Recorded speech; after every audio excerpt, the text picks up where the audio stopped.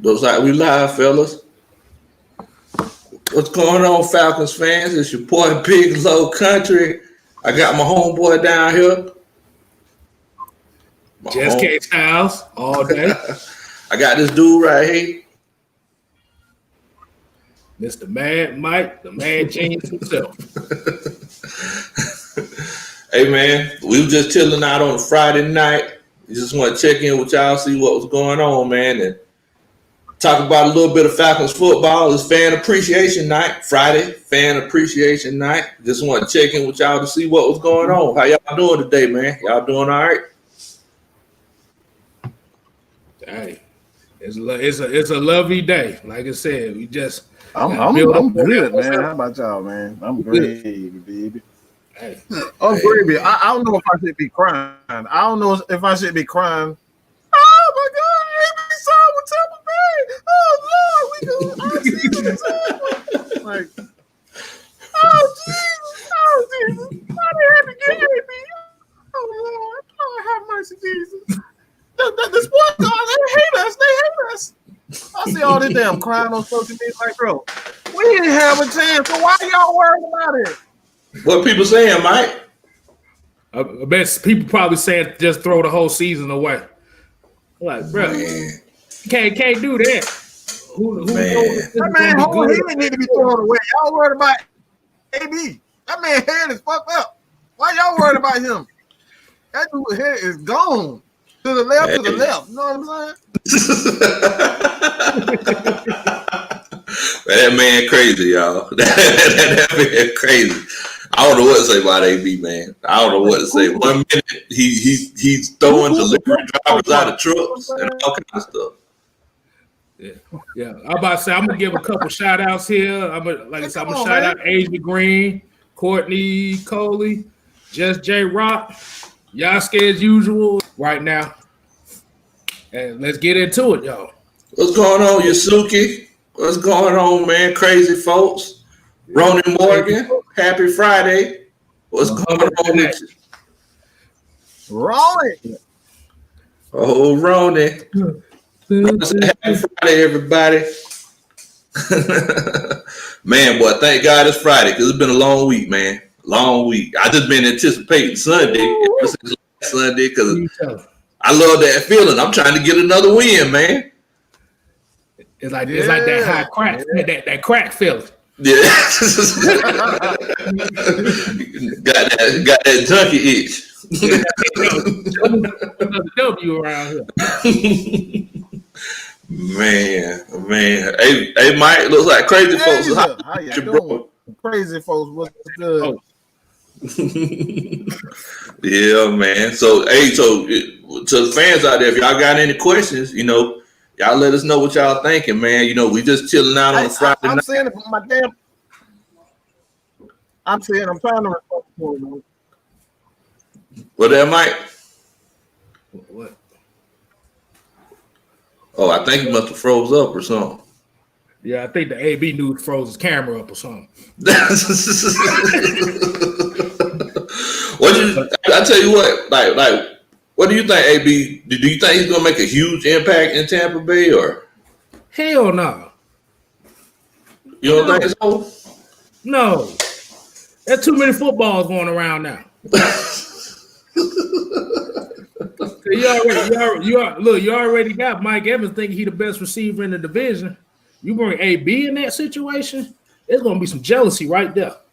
Mike Evans think he the best receiver in the division? I don't know if you saw that top 100, that top 100 thing when they did the interview with him. Yeah. He said he's the best receiver in the NFC South. I'm like, boy, you don't get your goddamn the best receiver in the NFC South. The Falcons in the NFC South, right? What in the world? Mike Evans smoking crack. All right. So J Rock got one right here. Said, what are some trades y'all think Atlanta need to make? Any logical sense trades?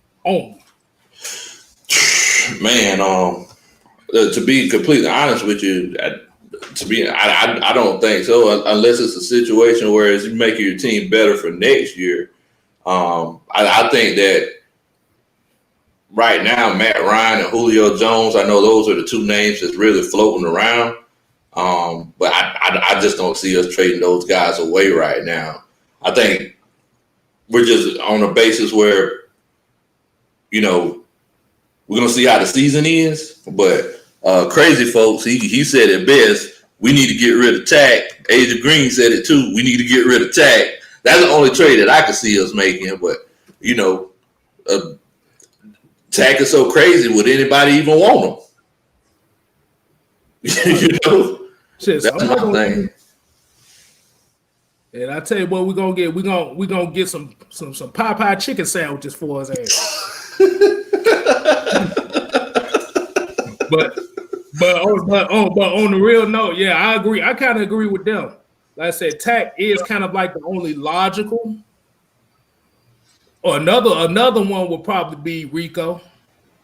Oh, you think they can trade Rico away? I think they probably would. It depends on how the season goes. Now, like I said, if we trending upward, I don't see that happening. I think Tack is like the main one that I could say either we go up or down. He'll probably be the one on the trading block. And like you said, be somebody that you could get. Like I said, you can get another edge. You can probably get like a late round pick because you ain't gonna get no second, third round pick for him. No, fifth round pick for him. Nah, you definitely ain't gonna get that. I know somebody mentioned in here. Somebody mentioned is trading Alex Mack a bad decision. I think Alex Mack is still one of the best centers in the league. So whenever you got Matt Ryan back there, the guy that you're paying $30 and $40 million a year, I wouldn't trade him. Man, he's like at the end of his career. You got all these young offensive linemen. I would keep him myself. What y'all think about that? Yeah, man, I couldn't get rid of him. Oh yeah, I couldn't do it because what people don't realize is that center to quarterback relationship is like one of the most important relationships on the field. Yes, because that center has to make those calls to the other guys, and the quarterback has to be on the same page. So if the center sees a blitz coming this side, and Matt Ryan see a blitz come from that side, it works hand in hand. See, now I said you can't throw Matt Hennessy in there right away. You got to give him a year under Alex Mack. Man, I ain't gonna lie to you, K-Styles, from the film study that I've seen, bro. Man, I don't see like Hennessy. He's been struggling. Like he's been getting ran over. There was one time he was turning. I mean, he was playing right now. What'd you say, Mike? He's playing right, man. He's what Matt. That's one thing about offensive linemen coming out of the NFL. Guys they're not used to the strength of a lot of players because like you look at the college, like everybody, these guys are strong, but they're not NFL strong. There's a difference between being strong and NFL strong. A lot of guys are strong in college, and you get to the NFL, like everybody is a man. So they typically struggle with the strength and speed of the game. That right there, that is the aspect of the game that offensive linemen tend to struggle with is the speed and the strength of the game. It's not so much that he is, he's a bust or anything like that. It just takes time to get used to the speed of the game because a lot of these guys, they're not used to seeing that rip move as fast in college. Like they do them rip moves, they come, bam. Like you ever see Aaron Donald and Grady Jarrett and working out with them rip moves? That's a whole nother speed. That's a whole nother speed from college. And not like that's what they're not used to seeing those moves, those pass rush moves coming at them as fast. So they got to get used to it.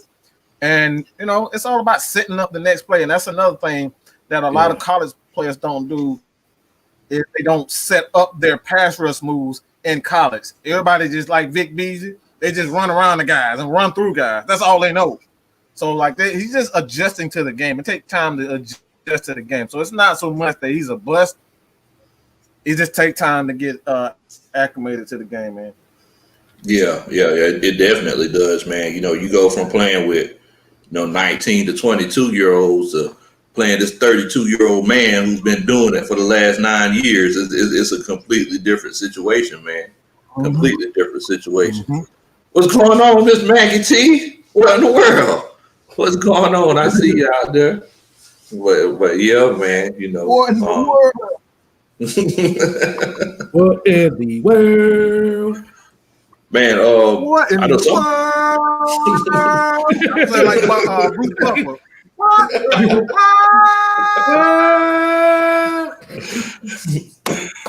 Man, somebody said something about Michael Walker. How y'all feel about Michael Walker, man?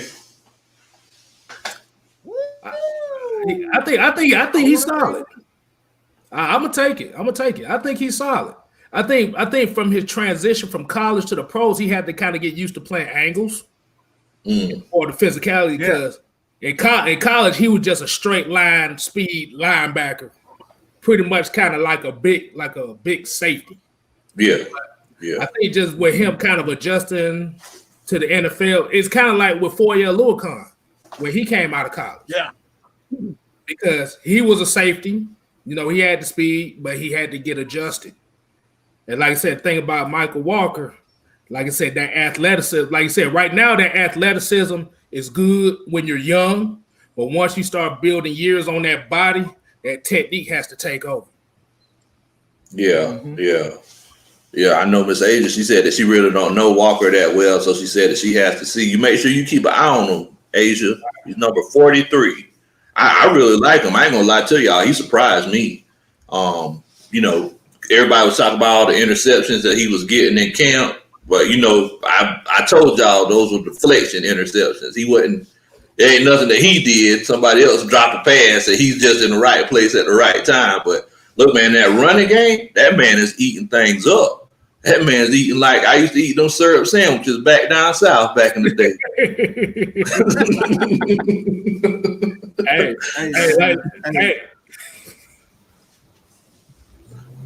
But yeah, man. I mean, he's playing some real good ball. I think we found our third linebacker when we run those 3-4 sets. But I don't know if y'all paid any attention to it, but we were running more 3-4 sets last week. Did y'all see that? Oh yeah. Yeah. But like I said, like I said, when your team is built on speed, you have to put the more athletes out there. So yeah, that's where that 3-4 come in. You got more athletes on the field. Yeah. What was you saying, Mike? Falcons fans. Everybody in this chat, if you follow your boy Mad Mike, have I not been saying all year that the Falcons are going to run a lot of 3-4 schemes? Have I not? I've been saying this all year long, and people have been like, "No, Mike, no, we don't run for 3-4." Yeah, we do. We run a lot of 3-4. Okay, we've always run a lot of 3-4. People and like we got some I'll say quote unquote journalists, YouTubers, and a lot of people that say like they've been calling me crazy because like I said, I study film. Film don't lie. Film does not lie. We have been running these concepts all of this time. Go back to 2016. Go back to 2016 when Vic Beasley had his breakout year. They was running 3-4 concepts then. This has never changed. The Falcons have always, the league right now, if you get set in one particular scheme, you are already lost. You have already lost. This is a league of adjustments, league of constant adjustment. If you like, this is the reason why Dan Quinn got fired. He did not want to adjust. You gotta constantly adjust, bro. You always have to make changes. It's like I said in that film study, man, they're making changes. We're gonna have to make changes too. If they make changes and we stay the same, they're constantly evolving. We're still sitting still. That's how you get beat, man. That's how you get beat. And it's like, and the way that we were running that 3-4, we were shifting. You know, we were running 3-4 in man and 3-4 in zone. I mean, it was beautiful. I loved it, man. That goal line stand, man. It's like that goal line stand was beautiful. I mean, it was something. I got more excited about that goal line stand than the actual touchdown. Hey, yeah, they hit all that. They hit all their gaps. Yeah, beautiful. They hit all the gaps. That's what it's about, man. And like you said, Lo, like we always say here, football is all about pushing one man forward. I guess that's what it is. That's what it is. And like I said, that goal line stand, you saw Grady, you saw Kaminsky. Well, Kaminsky didn't play, but you saw a lot of those guys pushing forward. Yeah. Opening the gaps up for the linebackers to hit. Exactly. And like I said, I want to also get to Asia Green. What's going on, girl? She came up with another one. So what do you think about this Julio and Okudah matchup? They better not put that man on Julio end zone, Jones. Hey. Put up the picture. Put up the picture, okay, Style. You know which one I'm going to do. You already know what it is. Which one you going to put up, man? Oh. There we go, baby. That's it. You already know what it is. He toast. That's it. He toast. It's toast, bro. That man toast. Yeah. Cause the thing is, when people say, cause you know Okudah was like the highly touted corner of this generation. Anybody that listens to Mel Kiper knows that he doesn't half the time he don't know what the hell he's talking about. But the one thing they never said about Okudah was he had Chase Young. Chase Young reckoned having any corner be good. Yeah, because Washington's defense is looking completely different now. Completely different. They getting that pass rush. You could definitely tell the difference, but yeah. Yeah, man. Your boy, all I can say is they better give that man some help. That's all I can say. You know that clip that be online where he need milk? He need help. Hey, man. If Patrick Peterson can't hold Julio by himself, what the hell make y'all think Jeffrey Okudah is going to be able to do it? Yeah. Now, come on. Have you seen this dude? I've seen Julio literally run over linebackers and safeties at the same time. And you think Okudah is going to – okay. Dream on. You've been getting eaten up all year. Right. Mm-hmm. Come on. We got Santana here said, do you think Oliver will continue to play in the slot? How y'all feel about that? I mean, he played better.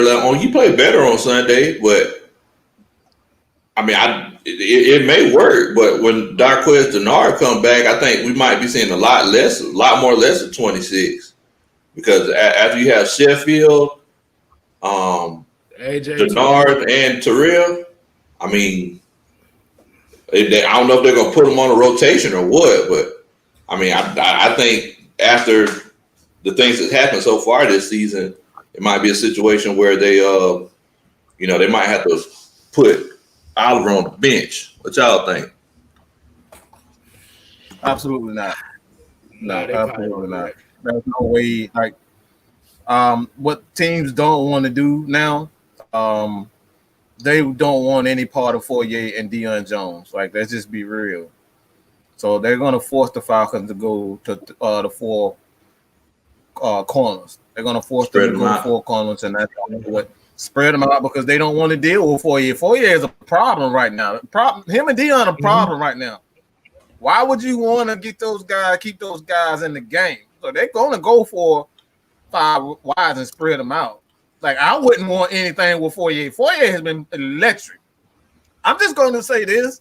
I think he's been our best linebacker this year. And that's nothing against Deion Jones. Like, Deion Jones is a problem himself, but Fourier has been our best linebacker. They do not want Deion and Fourier at the same time. I wouldn't want those guys because he's making plays. He's getting interceptions. He's forcing fumbles. He's shedding blocks and getting in the backfield. You saw the goal line. Go look at Bigelow.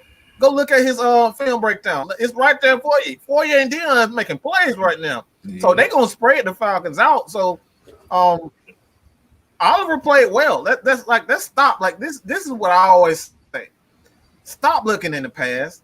If the man played well and he played well, let him play. All right, let him play. The reason why he played well is because they put him on the players that he should be playing against. He shouldn't be playing against guys that are, running 4.3, 4.2 speed. He's not that type of corner. So it goes back to what I was saying. We were saying all about Dan Quinn to begin with. He was playing those guys the way he wanted, the way he pictured them, instead of using their abilities to the maximum effect. Like, that's what it's all about, using their abilities, not what you envision for them. Use their abilities. And that's the difference between Raheem Morris, because you saw even AJ was going both sides of the field. If y'all didn't pay that, he was on both sides. This side, he was that all side. Over. I see him in the slot a couple times. Yeah. But then you also got to think, Mike, another reason why Foyer and Dion was making plays is that they weren't doing the same thing every play. Like, sometimes they ran man, sometimes they were zoned out. The reason why that first play interception happened is because Kirk Cousins didn't know what to expect. Like, at the beginning of every game, offenses they have a play script. And basically, they were thinking, well, look, man, this is the way this defense always lines up in the beginning of the game. And whenever Debo put his foot in the ground like he was coming forward, and then fell back to that three-quarter part of the field, I mean, Kirk Cousins was not expecting that. He was not expecting that, and Debo was right there to get the interception. So, I mean, that combined with the fact that we were getting pressure on Kirk Cousins. That's why Foyer and Debo were playing good ball, because if you're not getting pressure on them, I don't care who you are. You could be Deion Jones playing linebacker position trying to run down running backs. I mean, Deion Sanders playing linebacker trying to run down running backs. You just ain't gonna be able to do it. And we did it without Takina McCarris. We did it without Takina. We did it without him. We don't need you. Takina. Stay on the side.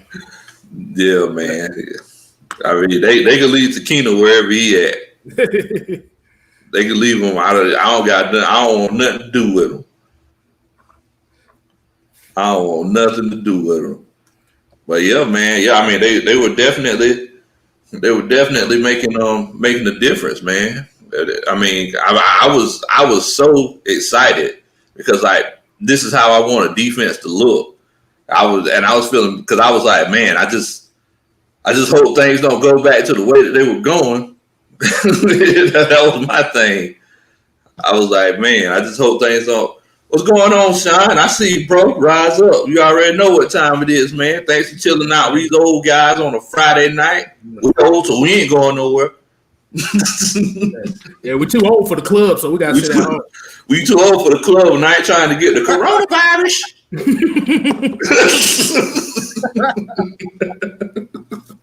But yeah, I'm about to say Anthony Wright said something too here.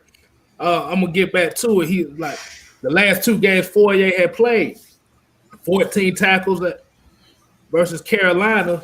Minnesota, 6 tackles, 2 pass defended, 1 interception. Good ball. That's all you got to say. Good ball. Good ball. Now, Anthony, if you look, so that game against Carolina, he had 14 tackles, and then that game against Minnesota, he had 6. So one thing that you don't want are your weak side linebackers and your safeties getting more than 10 tackles a game. When those guys get more than 10 tackles a game, somebody ain't doing their job. There's something because you got your running backs getting to that next level. So if you look and you see the difference in between the two games, we were stopping Madison in the backfield in that Minnesota game. So it's like he only had 6 tackles because he didn't have to do all that. You know, I mean, it makes a huge difference, man, when everybody does their job. And there was also one name you didn't really hear much out there neither. And I think I said it on the show too. You didn't hear Rico Allen name out there that much. You're right. You're right. Do you hear his name? And then, like you say, AJ Terrell, like I said, he was open field tackling. He wasn't shoestring tackling out there neither.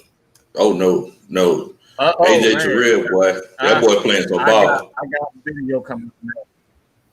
Oh, yeah. That's actually that's actually in the next video I got. I'm gonna put a video out on AJ Terrell and his tackling. Like, I don't think a lot of corners get credit for their physicality, and I want to highlight AJ Terrell's physicality as a corner.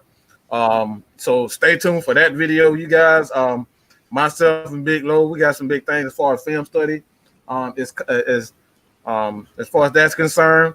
Like we were really gonna get you guys and try to, educate everybody what exactly to watch for during the game, because there's one thing to watch it as a fan, but once you start looking at it from a player and a coach's perspective, the game gets so much more fun and frustrating in some ways, and frustrating in some situations.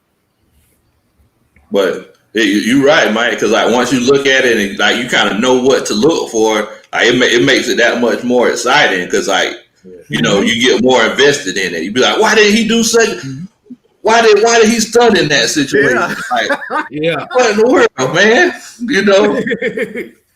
But yeah, man. I mean, you're definitely right, man. Like, and just like you said, man, Mike, and I'm definitely going to give y'all some film study videos, and if we're going to start, we're going to break it down. We're not just going to talk about green zone blitzes and running 7 routes and why you don't run 7 routes against cover 4s and things like that. We're going to teach y'all the basics about football. We're going to teach y'all about gaps and about running schemes, about play calls and things like that. So y'all will know what to look for. Definitely. I also want to say, Tabitha Barkley, what's going on? Rise up. How you doing, Tab? A-Town down. Rise up, A-Town down. Exactly. So we got another question here. David M says, what do you think about the O-line play so far? Man, I'm very, very impressed with Caleb McGarry, man. Caleb McGarry is playing some really good ball, man. I would venture to say that he's been our best offensive lineman so far this year. Alex Mack, he's Mr. Reliable. He's going to be there. Jake Matthews, we paid him because his last name is Matthews, but he does his job. And Chris Listrom, he's the promise of the future. But man, that left guard spot, man, that's a spot that I'm still worried about. Carpenter and Hennessy. I mean, I really feel like Hennessy, just like Mike said earlier, I feel like he's going to be a good player moving forward. He just got to get used to that grown man strength, Mm-hmm. Yeah. Go ahead, Mike. I'll let you take this one first. Hey, I'm gonna just say this to kind of piggyback off what Lo was saying. I think this is the most underrated aspect of the team. I actually think this is the best part of the team, to be honest, even over the linebacker. Like, the linebackers have been playing great, but the offensive line just don't get enough love. Matt Ryan hasn't been getting hit as much. He's not getting pressured as much. He has time to throw the ball, despite what a lot of people think. You can always have to factor in not having Julio on the field, because they've never truly had to worry about not having Julio on the field. So when you don't have him on the field, things change, and that's the reason why Matt Ryan has to kind of that's why he struggled those 2 games, because he got to get used to Julio not being there. That's like, Julio is he is the greatest receiver in the game right now. So when he's not there, guess what? Instead of having 3 guys on this side of the field, you have 3 guys in the box. You know what I'm saying? Shaded towards everybody. Like, you got everybody equal now. You don't have guys shaded towards Julio Jones. Everybody's equal. That right there takes time to process, man. That takes time to process.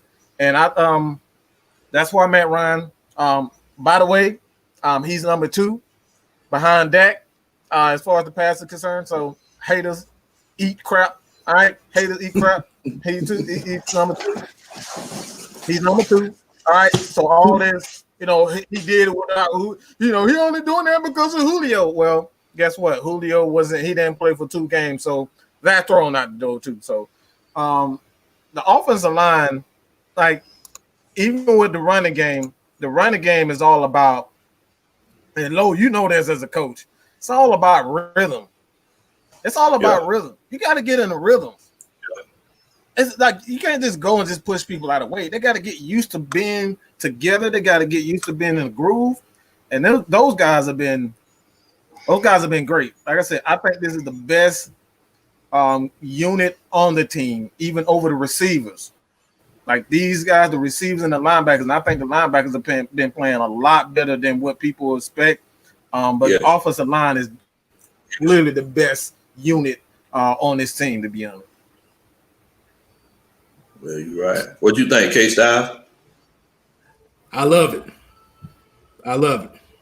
Like you said, that left guard spot, like you said, that is a questionable spot. I would like to see more of Matt Gano in that spot. Mm-hmm. Like I said, Carpenter is cool at times, especially in the running game, but that left side is real shaky at times. Like I agree with both of y'all with McGarry. McGarry is he's a mauler. He's basically what you want as a right tackle. Yeah. Like I said, he reminds me of Taylor Lewan in Tennessee. Ooh. He reminds me of him so much. Man. Woo! So he one of those. So you saying he one of those guys that put gunpowder in his grits in the morning? That's what you saying? Exactly. That, like I said. Yeah, he's the one that smoked pencil shavings every day. Yeah.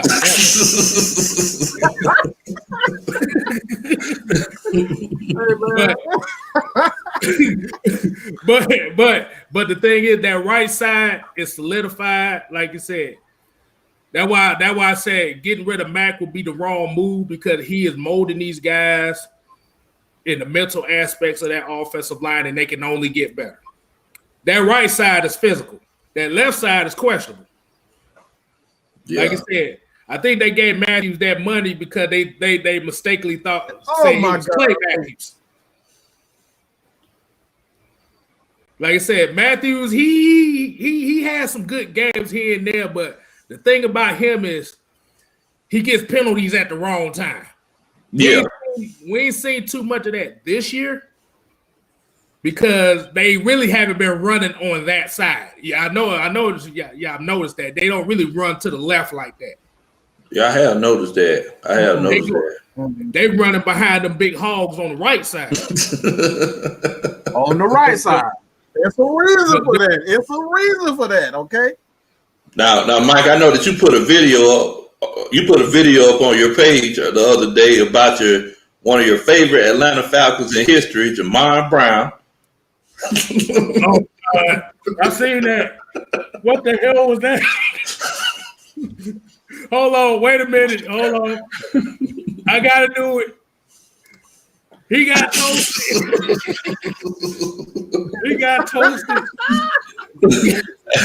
As a matter of fact, we got an Eagles fan in here who said that he thought we was gonna go 10-6. And hey man, fly Eagles for life. Thanks for joining us. We really appreciate it. And congratulations on y'all win last night. But y'all can keep Jamar Brown. Y'all can have that. We don't want none of them. We don't want none of them parts. Cause he was on the cupcake side of the game with that. I know when you put that video. I know when you put that video up, Mike, you was laughing your ass off. Because when I seen that, boy, I was dying laughing. I lost 5 pounds laughing. This dude literally stopped in the middle of the play to fix his goal. I said, what in the... I've never running. that. Bro, running to the quarterback, fixing his glove. Like, oh, this is what Thomas Demetriou, like, this is what Thomas Demetriou brought to us.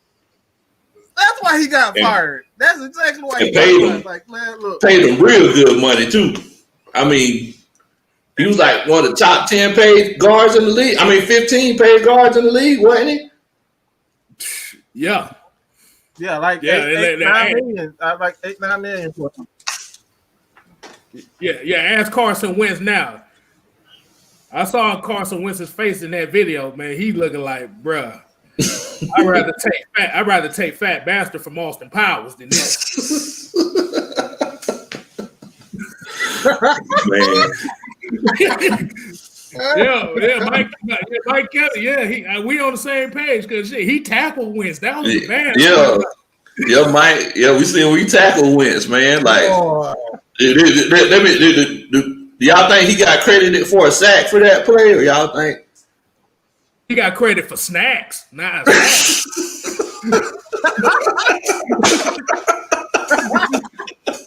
Hey, man. That's what our GM, our former GM, that's what he brought. Yeah, that's exactly what he brought. I'm like, man, like that. Yeah, man. That Thomas Demetriou should have been gone a long time ago. Like that, like the signings that he's brought in. What was the Terrell McClain, horrible. So many other guys. Like we brought in Derek Shelby. Like he brought him in, he was trash. Like now Jack Crawford. Jack Crawford, he panned out. Jack Crawford was pretty good, but that right there was that was a Dan Quinn guy. Dan Quinn wanted him. Yeah, Dan Quinn wanted him. So that's Dan Quinn guy. But yeah, man, TD has been so bad with just bringing in guys. Like I'm so glad he's gone. So glad he's gone. Jesus Christ. And I don't know if you guys saw the video, the interview. What was that? No. I was about to say, don't forget the great Tyson Jackson. Woo! Woo! I need 3 Rick players for that one. 3 Rick players for that one. Woo! And Paul, exactly. And Paul Soliai too. Don't forget that one either.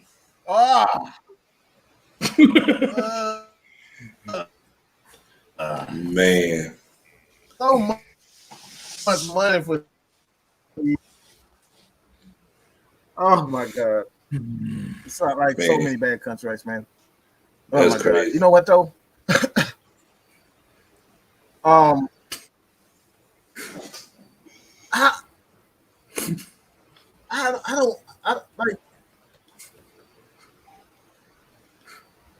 don't know. If we just had a semi-competent GM that was worthy of bringing a defensive players and drafting the proper way, like this team should have been had a Super Bowl. But like defensively, they haven't been able to bring in the right guys from free agency. They haven't been able to draft the guys the proper way. So it's like I said, I don't know if you guys saw the interview with Thomas Demetriou, but he basically said that he wanted his whole goal here was to draft to create an offensive joke or not. And we just play prevent football. Yeah, I'm sorry, Mike. That's it. So that's why you saw Dan Quinn. A lot of people thought, and I kept. This is something that I kept saying. Yeah, I'm sorry about that. Oh no, you good. Your mic was going in and out on us a little bit. Yeah. So we're trying to catch everything. Okay. So you said that he wanted the offensive juggernaut. He wanted an offensive juggernaut, and Honestly, just and play prevent football for the most part, and that's why Dan Quinn didn't have the power that a lot of people thought that he did. Yeah, he got command of the 53, but that's not command and the guys who actually come in. Command of the 53 just means you play who there when the game starts. That doesn't mean that you get to choose who, it's like going to the store. Like I tell you, I want this type of bread, but the other person that goes to the store, they got to choose whether it's wheat bread, white bread, all multigrain bread. Like that's the thing that Dan Quinn didn't have, and that like people just no. Thomas Dimitrov was in complete control of this team, and that was the issue. So like that whole narrative that they were portraying, saying that it was a collaborative effort and they worked together on every pick. That wasn't the case.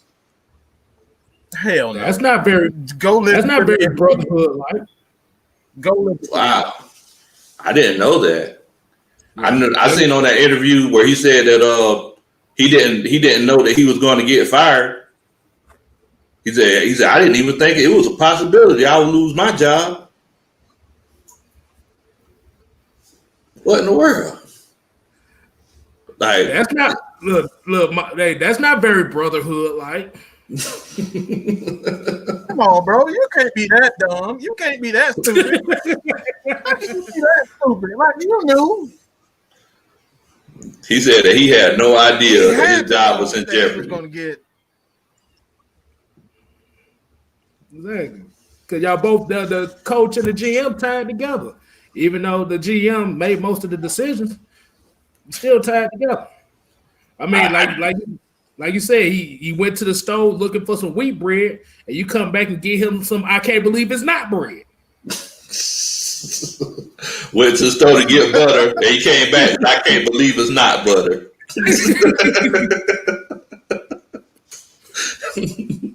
Went for butter, came back with margarine.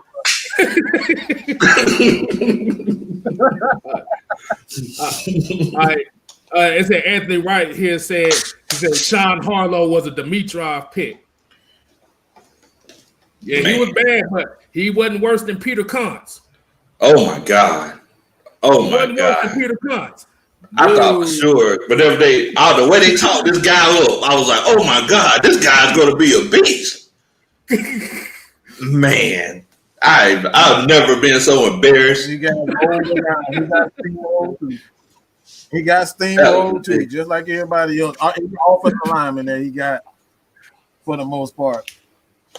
I seen him walking around one time after the game. He had a footprint in his chest on his hip on his on his jersey.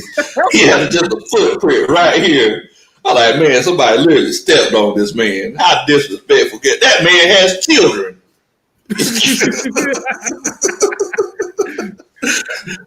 Let that man get ran over like that on national TV. They should be ashamed of themselves. But they must have called him Big Stone. Come on, man. Oh man, wait a minute. Sam Baker. Y'all forgot about your boy, Lamar Holmes. Oh no. Yeah. Dimitrov had a very bad history of picking trench players. Man. Especially on that offensive line. Man. Oh. And it seems like his last two picks, though, weren't that bad. I mean, Lindstrom and McGarry look like they're going to pan out. They're going to pan out. I see that. Yeah. You're talking about before that. Man. Sean Harlow, Peter Kuntz. I mean, all those guys, man. I mean, Schrader panned out pretty good for a while. Right. Then he got paid. He said Schrader, but Schrader was undrafted. And then he got paid. Exactly. But yeah, because you're right, kid. I mean, K-Styles wasn't Schrader an undrafted free agent? Yeah, he was undrafted. Yeah, so I mean, there wasn't as much risk in that, But the Cons, he was what, a second round pick? If I'm not I think mistaken. Cons was like a 4th round. I think He was fourth. Okay. Like the 4th or 5th round pick. But like you said, they were just talking about Peter Cons was going to be third. that made it even third. I think it was a second or third. Yeah, that makes it even worse. Yeah, if you could look that up for us, I man. think he was a second round pick. Then Wes Schweitzer out of Wisconsin. Hey, you know what I got for those guys? So you got on K-Style? You see that? That's what they get. They get raised. They get raised. What's going on? What's happening, Kadari? Yeah, so he was a second round pick, Mike. He just didn't pan out. That dude, you should have told. You remember what I was just saying about offensive linemen? Offensive linemen come out of college, they couldn't get used to the strength. Like it's a different strength coming from college to the NFL. Peter Cunn was just getting bull rushed. He wasn't a bad, like in the run game, he wasn't bad, but as far as the strength, he wasn't able to handle that physicality, man. It's like that's these some grown men. These are grown men that's coming out of in the NFL. You playing against grown men. Everybody's strong. Everyone is fast. Everyone is athletic. Everyone is intelligent. You can't do those things. You can't get away with just sheer strength anymore. No. You got to be able to move. You got to be strong. You got to be smart. You know, all those to come into. Hold on, wait a minute. What in the world? Boogie. $4.99. Appreciate the love, bro. Appreciate it. $9.99. What's going on, Boogie? Thanks, man. We're definitely going to keep this content coming to y'all, man. We got a lot of great things coming up, man. Definitely. Somebody talked about Chester. He was one of my favorite offensive linemen because you know he just came out, did his job. You know, he ain't talked that much, and he was always where he was supposed to be at. And I mean, he did his thing. That season, when we went to the Super Bowl, a lot of people forget all of our offensive linemen were healthy the whole year. Yeah. You know, that makes a big difference. Kind of like what Mike was saying earlier. Like, it's all about getting that rhythm, you know. Yeah, but you also have to remember that offensive line. The only person that was drafted by the Falcons on the offensive line was Jay Matthews. Everybody else was either traded or free agents. Yeah, that's true. That's true. Because somebody brought up Andy Levitre. Levitre. And Andy was Andy Levitre was a very good. He was a very good player. That was a very good player, Andy Levitre. Yeah, he was. He just could. Whenever he started getting those injuries, man, it started hurting him. Like, you know, Father Time, it waits for no man. It waits for no man. Okay, hold on.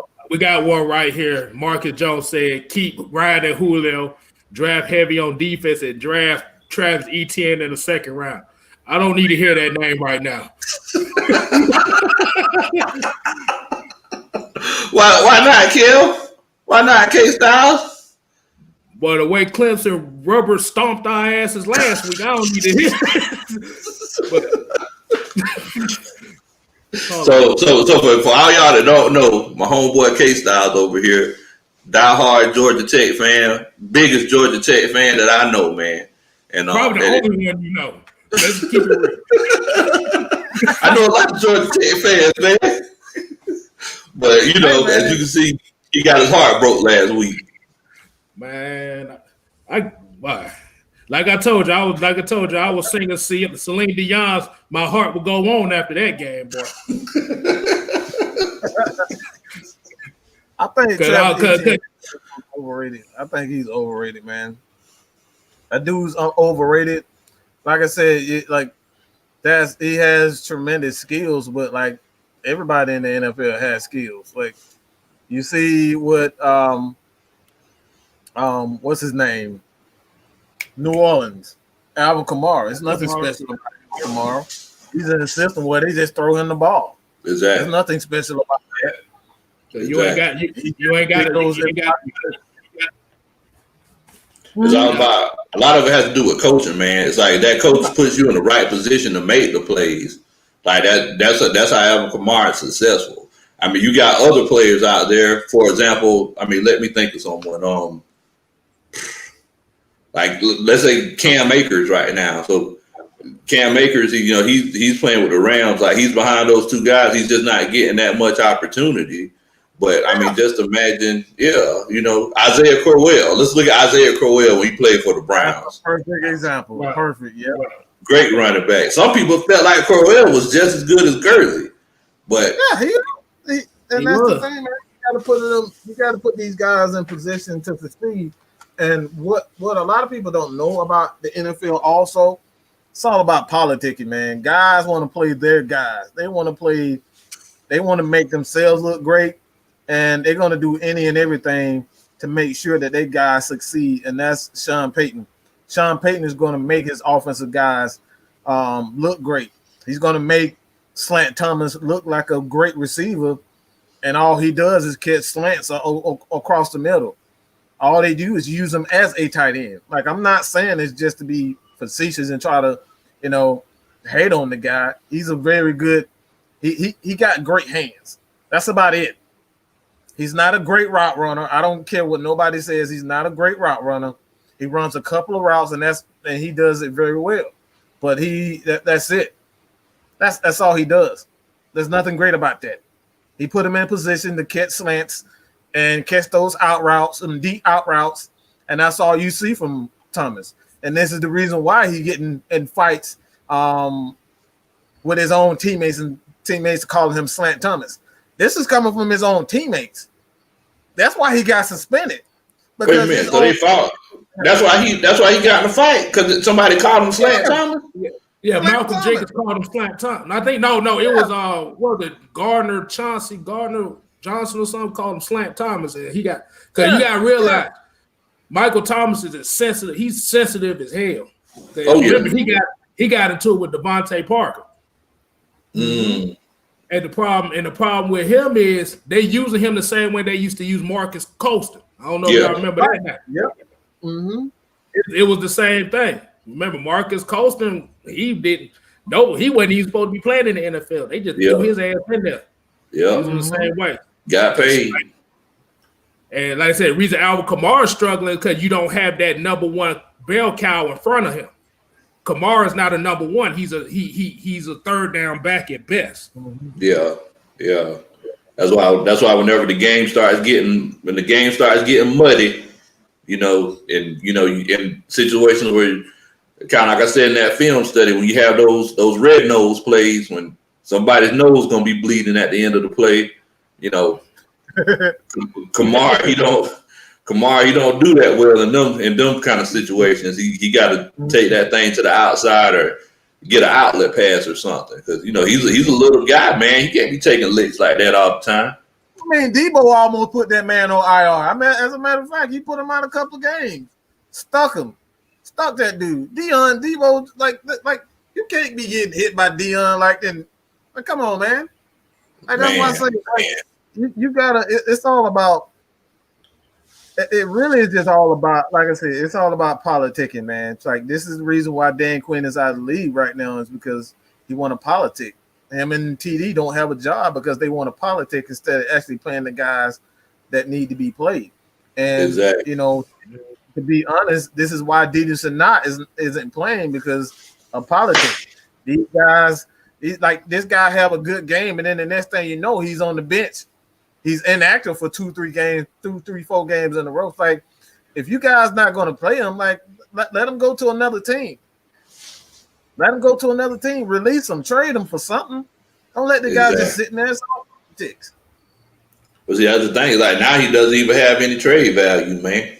That's the thing. I mean, you're completely right, Mike. It's like, it's all about politics, man. It's all about putting your guy. That's the reason why Vic Beasley was here for an extra year. They knew good and well Vic Beasley shouldn't have been here last year. He didn't produce, but just because Thomas Dimitroff and Dan Quinn brought him in. They felt like he was the guy. Sean Payton he puts Alvin Kamara in a position to succeed. He told him, said, "Hey man, I'm finna get you paid, man." I mean that's what Alvin Kamara said it himself. He said Sean Payton said that he's gonna get me a big contract. Now, whenever Debo came through there and folded him, I mean, because he folded that man like origami. He folded him like an origami goose and put him in the pond, and he floated away. That's how. But yeah, I mean, it's all about those coaches putting their players in the best position to succeed, man. That's what it's all about.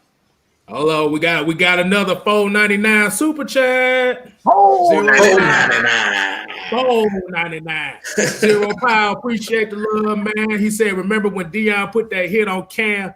He wasn't showboating after that. Oh yeah, I remember that. Because he was dabbing and doing all this shit. He hit that motherfucker on the goal line.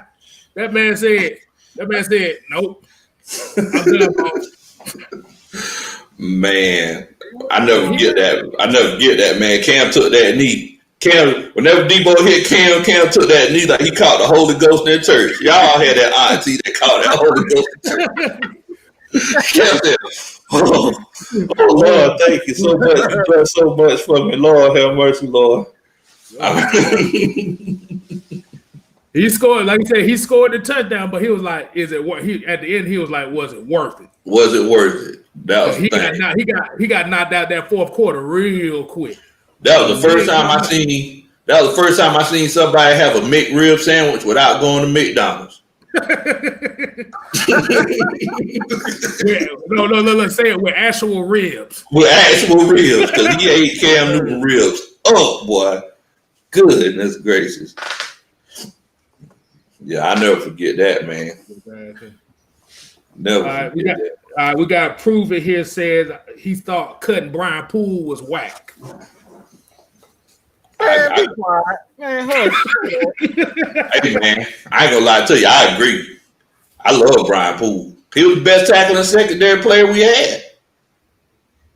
I love Brian Poole. Let me tell you something. Let me tell you something. I don't give a damn about no slot corner. Who cares about a slot corner when the outside boundary is getting beat up? Outside boundary corners are getting beat up. You worried about a slot corner? It's like saying his PFF rating is such and such. Of course it is. He's not getting targeted like the outside receivers, so he's going to look better. Hey man, I feel like out of all the cornerbacks, the slot corner is the most important.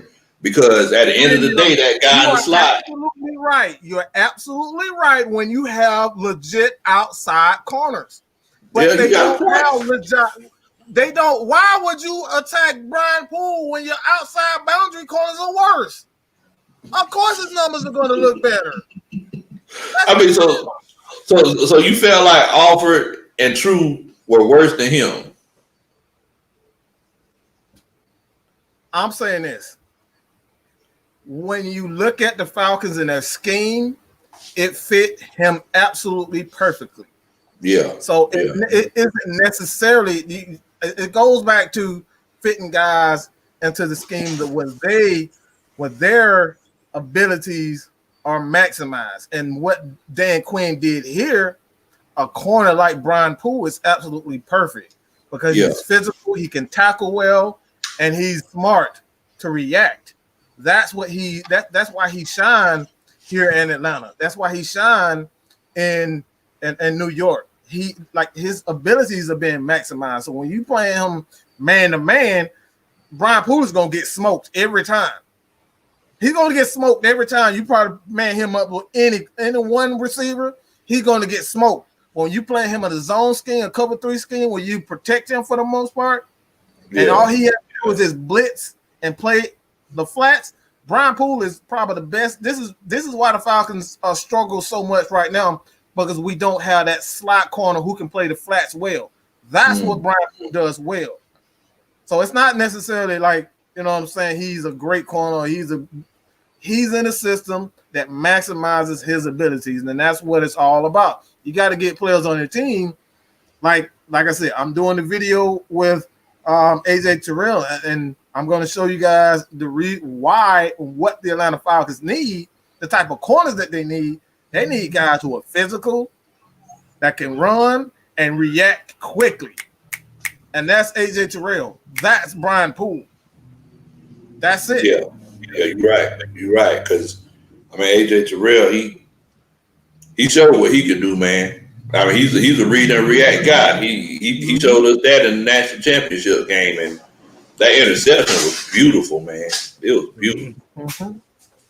It was beautiful. Because he broke off his receivers. Soon as Cousins put that foot in the ground, he's like, I'm finna take a chance. Yeah. They disguised that coverage. And that was a good part, because I remember when it came out, like, I wouldn't be surprised if they ran a cover 3 when they looked like they about to blitz.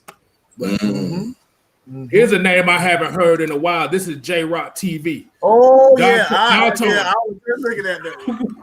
Oh, Donta. See, the thing about Donta was he could hit, but when he played in Houston, he wasn't as physical like that. Yeah. When he got to Atlanta, he got to be more physical because Asante Samuel was the ball hawk at the time. Yeah. He could do what he wanted to do. It's like he playing to the strength. Playing to the strength, man. Man, but think about Donta, though. Sometimes he go for the big hit too much.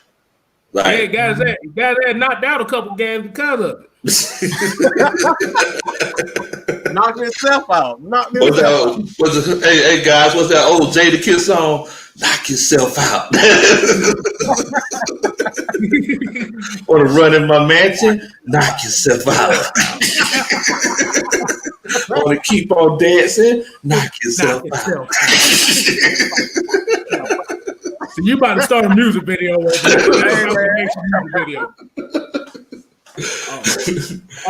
Dwight. Here's one too. Dwight Goolsby. Now this is one of my favorite corners that we had. Now wait a minute, that wasn't it. Brett Grimes. Optimus Grimes. He wasn't tall. He wasn't fast. But he knew how to position himself. This is the only dude I've seen that out jump fucking Calvin Johnson, and I was like, wow. Yeah.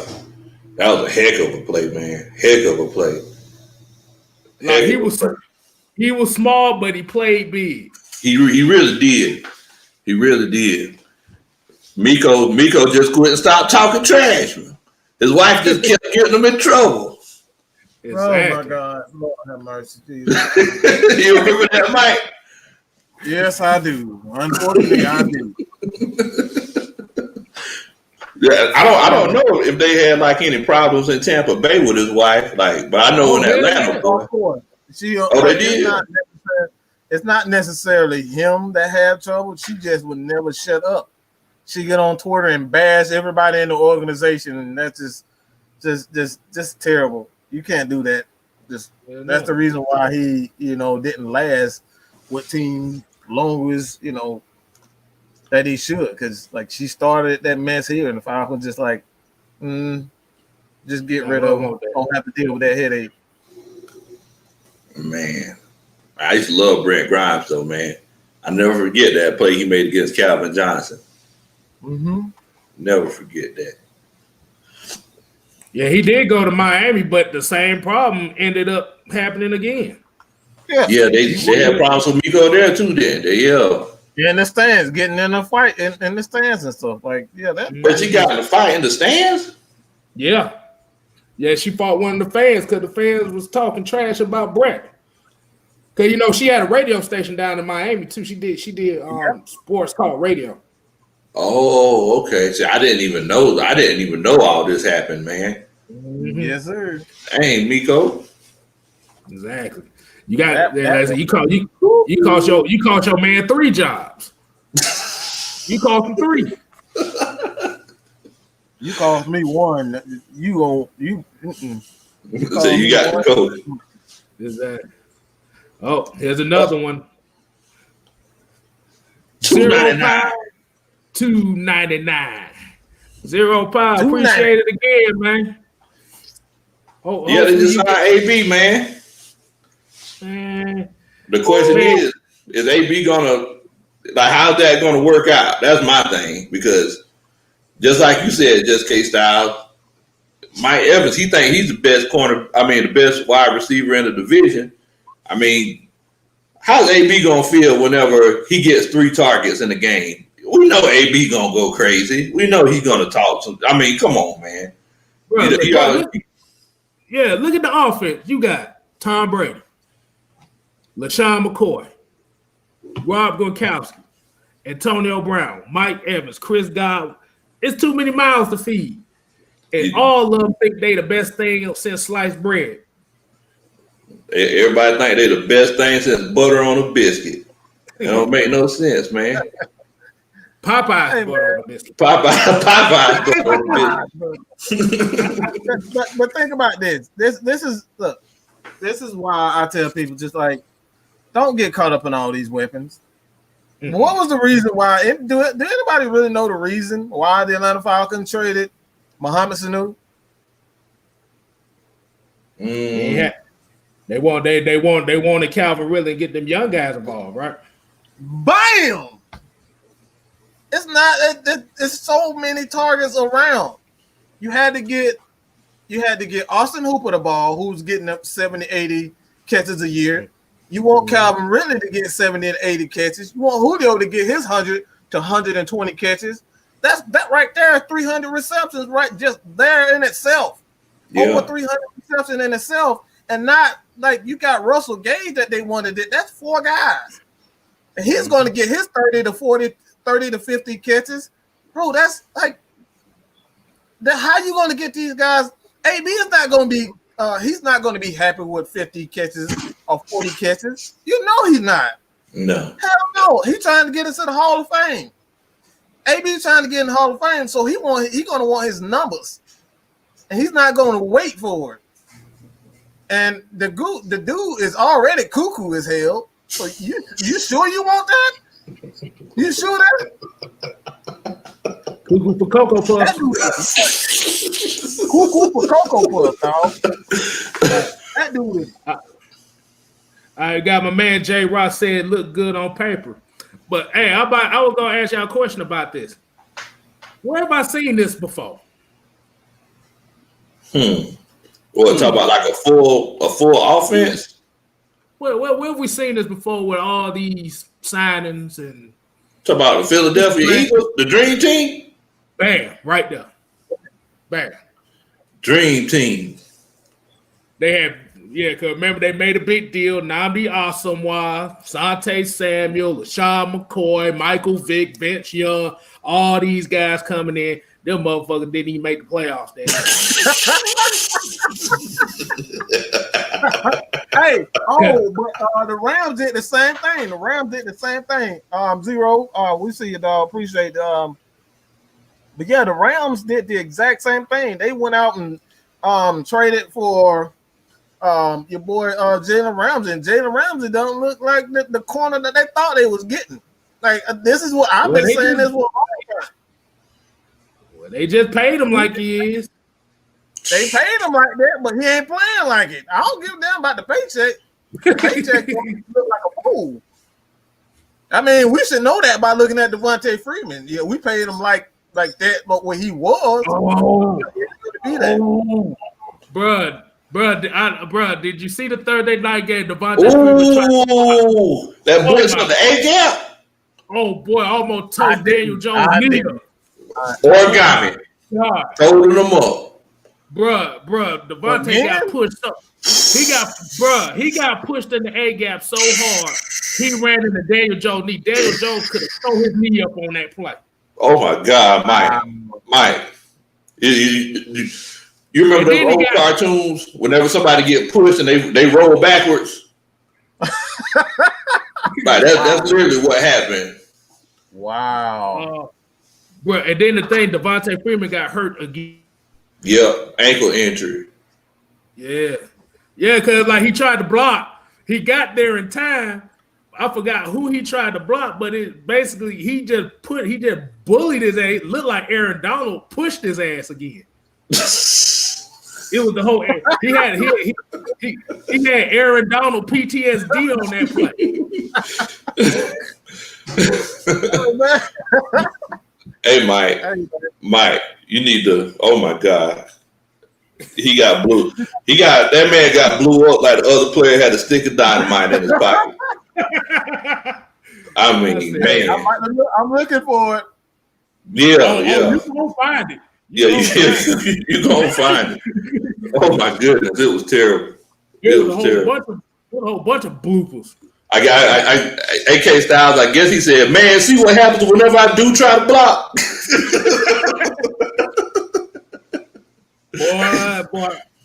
boy, man. You couldn't protect the damn ant, boy. Man, I ain't gonna lie. I ain't gonna lie to y'all. The issue that I had about Devontae Freeman is I call him MC Hammer because he always dancing sideways. That's what he always doing. I just want you to get up the field, man. You don't gotta do all this. Like, nah, just go up the field. All this dancing sideways, we don't need all that, man.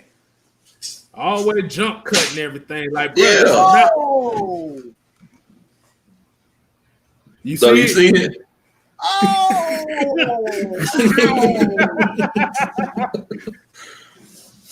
and look. He don't need to ever block. Ooh. Yeah, he don't ever need to block ever again in life. Exactly. Yeah, B Majors. He did miss that block in the Super Bowl, B Majors, but I guess he said he don't need to block no more. He was listening to Uncle Luke telling his ass, "Don't block, you need your money."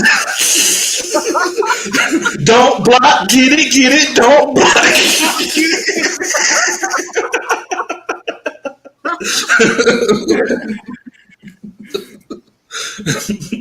Yeah, that dude don't need to block. This boy jumped.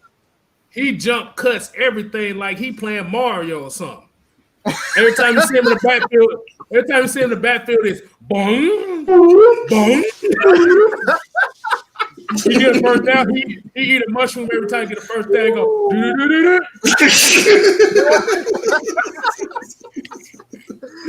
Oh shit! Oh shit! Yeah, man. Yeah, man. Yeah, he got ate up, Mike. He got ate up. I don't know if it was his ankle that was hurt or his pride that was hurt. Because I was like, man, I know they talk about him on Twitter. I'm sure they were. Oh boy, like I said, he had Aaron Donald PTSD on that play, boy. Man, that was. I don't give a damn how big a grown man is. If he literally runs me over like that, I'm going to the sideline. I'm rethinking life as it is. Like, I gotta breathe. I gotta breathe. My hip hurt. My hip hurt. My knee hurt. My hip hurt. Something. You better, yeah, exactly. Oh, wait a minute. We got a comment here. Nick Turner 31. He said, if AB got mad at Juju, how is he gonna get along with Evans and Godwin? Man, that's what I'm saying. Evans is not a punk. That's a big dude too. On top of it, exactly. Hey, boy. Gronkowski. Yeah, everybody keep forgetting about Gronk. Like, Gronk he's coming. He's starting to heat up a little bit. I don't know if y'all know this, but he's starting to heat up a little bit, man. That's what I'm saying. That's a lot of personality there, man. So, like, you got a potential toxic situation. I'm not saying that these guys. And you got a guy like Tom Brady who's like, let's just be real. Despite how the record is right now, like Tom Brady has not been playing well at all. Like that defense has been carrying them. That defense has been carrying Tampa Bay. They putting them in positions where they getting turnovers and he has a short field and he can like you give Tom Brady or any quarterback a short field, he can go, 40, 50 yards to score. That's nothing. That's easy. That's light work. That defense basically gave them 17 points last week because they had a pick six and then they got another interception and brought it back to the 2-yard line. And then they got another one. They just scored a field goal on it. So, it's not because Tom Brady is willing them to victories. They're playing good team football. That defense is just showing up, man. Miss Tabitha, I think she talked about Devontae Freeman. She brought up Sonic. I think those Sonic rings got knocked out of his pocket on that.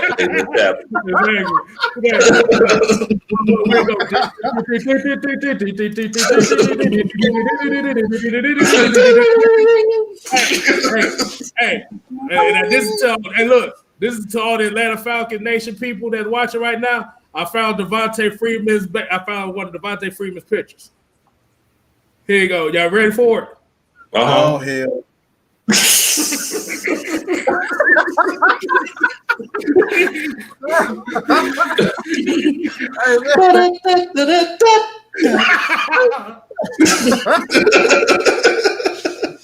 Hey, man. That's how he.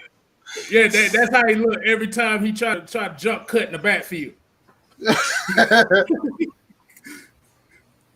Wait a minute. Wait, hold on, B Majors. What in the world, B Majors? Come on, man. Come on, B Majors. Ty Gurley is washed up.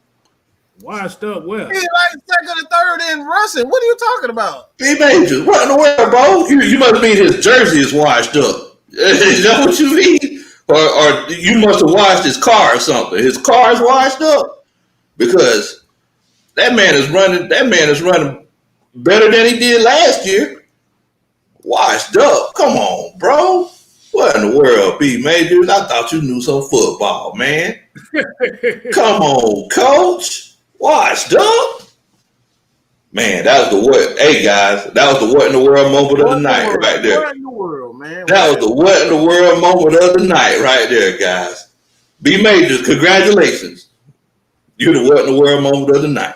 Washed up. Come on, man. Yeah, Anthony Wright just told us. He's eighth. Yeah, he's in eighth place with 422 yards total rushing yards, and the number one Derrick Henry that's 588. So that's not a real that's a thin gap. Like that's a thin gap. He's like 100 something yards away from Derrick Henry. So like what do you mean by washed up? Like, and Derrick Henry, he got a fifth of those yards on one play. On one play. Yeah, so he's like, when you look at it, he's like, what, 160 yards away from being the rushing leader. Wait a minute. I know y'all. Look. You said Todd Gurley washed up. This is how we looking right now. That's how we looking right now.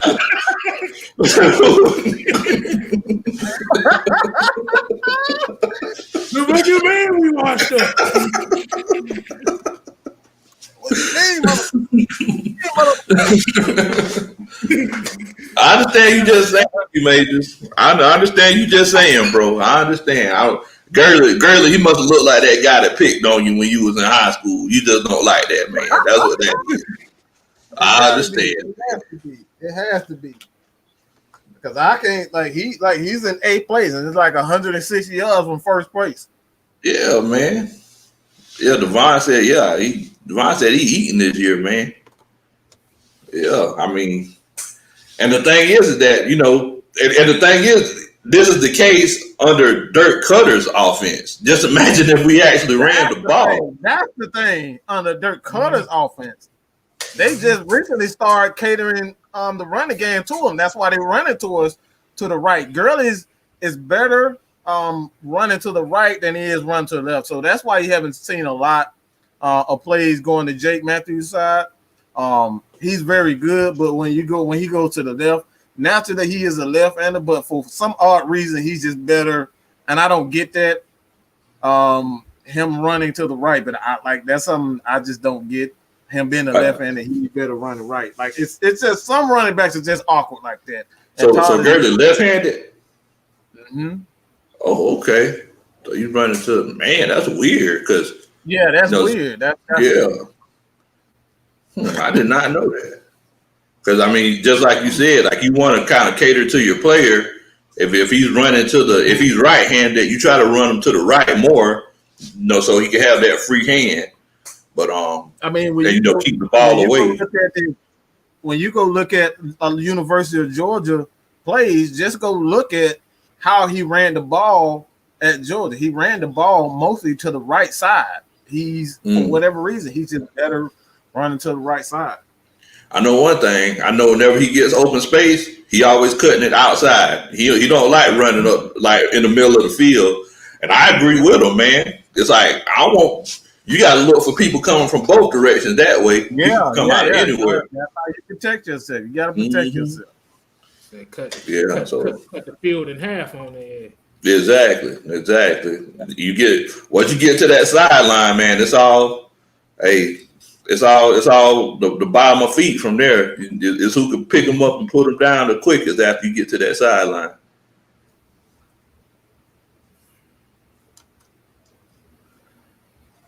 Yeah, man. Hall of Famer. Walter Payton. Oh. Yeah, he was right-handed. Yeah, he did. Yeah, you're right, Anthony. He did. He like Walter Payton. He was right-handed, but he liked running the ball to his left. That is true. Yeah, thinking about it now, that is true. Yeah, that's weird. That's weird how that works. I don't like football and baseball. I guess it's just sports, man. Like for me personally, like I'm right-handed, but for the most part, I use my left hand for pretty much everything. Oh, really? I don't. Yeah, I've always basketball. I've always like I shoot with my right hand, but for the most part, I did everything with my left hand, layups and playing defense. I always catered more to the left side.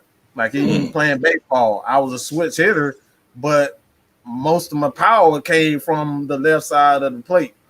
Really? Always been there. Man. It's weird. It's weird, man. It's weird how sports is sometimes. Man, I'm a bowler. I love to bowl, and I remember one time I tried to bowl with my left hand. I thought I was going to kill myself. Bowling is a whole nother thing. Yeah, that bowling ball, man. Yeah, I ain't trying to kill myself. No. About to take out my ankles and all kind of stuff, man. I was like, I can't do this. Yeah, that's how I was basketball too. Like I said, I'm left-handed myself, but I did most of my dribbling, blocking, rebounding with the right. Oh, okay. Right. And it throws a lot of people. It throws a lot of people off because, like I said, when you have that, when you naturally think somebody's right-handed or left-handed, you think they'll cater to that right or left-hand side. But if you're awkward that way, it makes you kind of unpredictable. Yeah, that makes sense, man. That makes sense. I know I was like whenever I played ball, I used to try to lay up with my left hand, but man, I ended up putting my other hand on it. I could never fully trust it, I always have to. Oh no, my layups is all left hand. I try right handed, but it's like me playing tennis. I'm throwing that bitch up. So I ain't gonna lie. Like I said, I knew how to play, but I wasn't good. Shit. I know one thing I was gonna do is I was gonna give you everything I had. Hey, that's it, man. That's it. Yeah. I feel like that's what this Falcons team is doing now. I think they're like, look, man, I know a lot of people sleeping on us, but we gonna give you everything that we got. That's what I think. I know Raymond Elder. He says that he believed that Raheem Morris and Ulbrich now they have complete control of the defense. Said this defense will be better than the defense that helped us go 6-2 last year. Now that defense that went 6-2 last year, they were like a top 10 defense. Am I right, guys? Yeah, they're top 10. Man, I think they said they was like number 9 in the league that second half of the season. Yep. Wow, man. I mean, if that can happen, I'll definitely take it.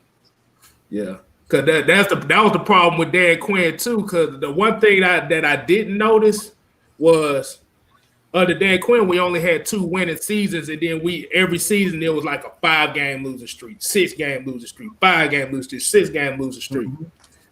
I think it just got to a point where you just get tired of the streaks. Like I said, I can imagine if you losing 2 in a row here, maybe 3 here that season. But if it's like every year, it's like 5 in a row, 5 in a row, 6 in a row, 5 in a row, 5 in a row. Because you have to remember that Super Bowl year, like I said, we started off like, what was it, about 6-5 that year? Yeah. He started off and got off to he got in the rhythm, just like defensively. They felt they grew. Right. Man, what you talking about? What we want for Julio? Fly? Go ahead and get him, Mike. You can have Julio 5 first-round picks. You can have them. How about that? Y'all, you want to do that? For the next 5 years, y'all give us first round pick. Cause y'all need some wide receivers down there. Boy, y'all down the damn 4th string quarterbacks and Walmart employees playing wide receiver, right? Still somehow beat the Giants, man. Come on, and still find a way to beat the Giants. I mean, Daniel Jones literally tripped at the 20-yard line. You knew that was gonna be bad that game. Man, hey man, that's a long way to run though, bro. Yeah. The thing is that I didn't realize he was running that fast. They said on the broad, they said he got like 21 miles an hour. I didn't know Daniel Jones had wheels like that. Oh yeah. He got wheels. Yeah, he got wheels. Man, he was getting it. He was getting it. He was one of my favorite prospects coming out of college. I knew he was going to be a good quarterback. They must have just had that paint. They must have just had that paint a little bit thicker on the 15-yard line because he tripped over. Hey man, I guess he was just surprised he was so open. I don't think he thought that he was going to get that far without being touched. Man, yeah, I mean that's kind of like what happened with Mitchell Trubisky because he could have scored a touchdown, but he couldn't believe he was that open. Whenever we played Chicago, yeah, I mean, I definitely wouldn't doubt it, man. I definitely wouldn't doubt it. Hey man, we want to thank everybody for chilling out with us tonight, man. You know, we're Atlanta Falcons Nation, and we just wanted to kind of sit and chill out with y'all. I'm your boy, Big Low Country. Y'all check me out. I'm on YouTube. Y'all do a country boy a favor, man, and subscribe to my YouTube channel, Big Low Country. Absolutely. Got my homeboy over here, Just K Styles. Tell them where they can find you at, K Style. YouTube, Twitter, Instagram, all the same name. And all the same name. It is Just K Styles. You have to say the whole thing, like a Tribe Called Quest. And then we got my homeboy down here, the Mad Scientist. The Mad Scientist. Hey, I like that. I kind of like that. That's the laboratory. That's what I'm gonna call myself. I like that. I'm gonna roll with that. But yeah, man, y'all already know what to do, man. Y'all can find me right here on YouTube, Twitter, Instagram. What else? I'm all over the damn place. You can find me on Spotify, all your podcasts. We definitely check out AFN. Every damn where, anywhere that you probably know besides TikTok. I'm definitely not on that bullshit. I ain't TikToking. Man. I thought you were gonna do the Savage Challenge. Oh hell no! No, we ain't doing all that. But yeah, man, y'all can find us at Atlanta Falcons Nation. We're really trying to get you guys to get more involved there. We have myself and the rest of the guys who are really going to work on the breaking down these film studies so you guys can really, okay, this is not going to be, we're going to break it down to you guys' level. There's a lot of guys out here that they are excellent film guys, but they don't explain it in layman's terms. So we're trying to really kind of get you guys on you guys' level as far as film breakdown, what the players' responsibilities are, and all that type of stuff, so you guys can understand in layman's terms. And because, like I said, I know it's a lot of football terminology out here that even sometimes myself, you got to go back and look in the dictionary. It's like, hold on, what did this dude just say? Oh yeah, that type of thing. You got to get a lot of this football terminology. So We're gonna break it down, man. We're gonna break it down in layman's terms, so you guys can send out your requests for players, even if it's guys that you potentially think that might come to the Atlanta Falcons, or we might look in free agency. Big Low, myself, K-Style, just K-Style. We're gonna we really doing some big things for this film study, and like I said, man, we here to change the game. There's nothing that we won't bring to you guys. There's nothing that we won't do for you guys. It's all about y'all, man. So check us out.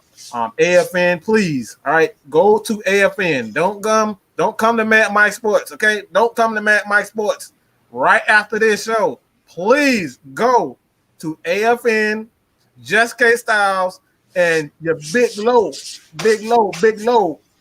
All right, go to his channel, man, and subscribe to him. Please do us that favor. Everything that you guys donate, zero. I don't know everybody that donated to the channel, so but please understand and please get this.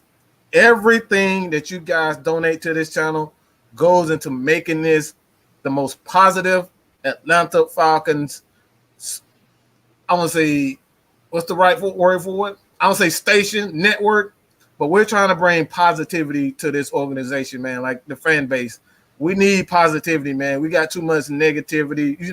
You got Falcons fans that out here talking about that they want to trade Julio, they want to trade everybody, they want to trade Tack. I don't blame them about wanting to trade Tack, but you get the picture. Man, we just need some positivity, man. We need some positivity. This is where we at. Atlanta Falcons Nation, Matt Mike Sports, JK Styles, your boy Big Low Country. He spelled it with a K. How I go? Big Hey, y'all. I'm so sorry. I apologize because I'm from the country. It's spelled Kuntry. I apologize, y'all. Okay, there we go. So that's how you spell it. So go check him out, everybody on YouTube, man. We truly appreciate it. And if you guys don't have anything else to say, man, that's it. Continue to support us, man. Yeah, definitely, man. Definitely. I just want to, I got all that my boy said right here. Hey, 912 all day, man. Y'all already know how we do it, man. Down by the water. But hey, man, I just want to give my predictions, and hey, all the fans out there, I want y'all to give us your predictions as well. What do y'all think we're gonna do on Sunday? Y'all give us your prediction, put your scores up there.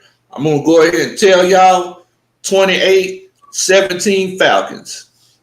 That's what I think. Okay, Styles, what you got? Ooh, I'm gonna do it like this. 37-34 Falcons. Okay. Good pick. I'm gonna say 30-21, man. I think it's 30-21. I think the Falcons are gonna put up some points. Of course, Matt Stafford can do his thing. Also, so I think they're gonna be one-dimensional. Yeah, they have Swift, who's a very athletic back, but we have athletic linebackers that can keep up with us. So I don't think we'll have any issues with that. If anything, we may have issues with AP. Yes. But outside of that, I don't think they, pose a legitimate threat, especially with their receivers and whatnot. So, and then somebody put in the comments earlier, because I talk about AP all the time, because I said that as long as they keep making Geritol and fish oil, AP gonna be out here trying to play ball, man. but look, I mean, I definitely feel like AP, he's a workout warrior, just like y'all said in the comments. And hey, as long as he can still lace him up, he's always gonna be a problem, man. At the end of the day, he's still AP. Mm-hmm. So the key to this game is trying to stop that run again. If we continue to stop that run, we could definitely do it, man. What's up with all these positive Falcons fans, man? Everybody thinking that we're gonna win this game, man. It's amazing how one win kind of changes things, don't it? Hey, man. Yeah. Just like that. I love it. Yeah. Like I said, it's like a high. Shit.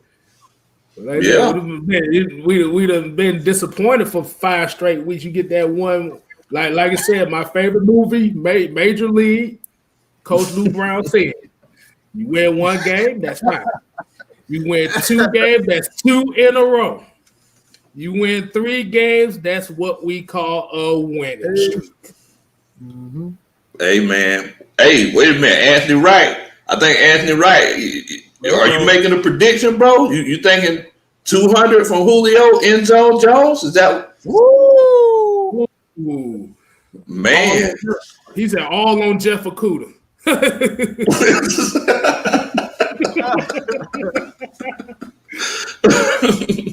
I mean, I really think that Julio, after these last couple weeks, I think they done kind of pissed Julio off. Like he has that. He got that streak in him, man. You know, Julio get pissed off. Yeah, you better watch out. You better watch out. That's my dude, man. Julio is a beast, man. It ain't too many guys built like Julio, man. So, yeah, burnt toast, but toast. But burn, you think so, Mike? You think he going off too? Hey, take that bitch off. You know what I'm saying? Yeah, I think so. I mean, so you saying that you think I need to put him in my DraftKings? That's what you're saying. You think I need to? I would. He going? Okay. Do you trust a rookie on Julio? I don't even trust a veteran on Julio. I mean, I don't trust the rookie on Julio. But I'm just telling you, if I win $1 million, I ain't giving you no money. That's all I'm saying. Hey, I don't blame you, man. I don't blame you. Hey, I'm running. Hey, I just put that out there. I just put that out there. You know, going to Africa and live like a king.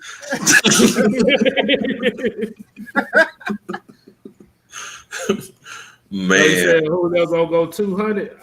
You know what I think?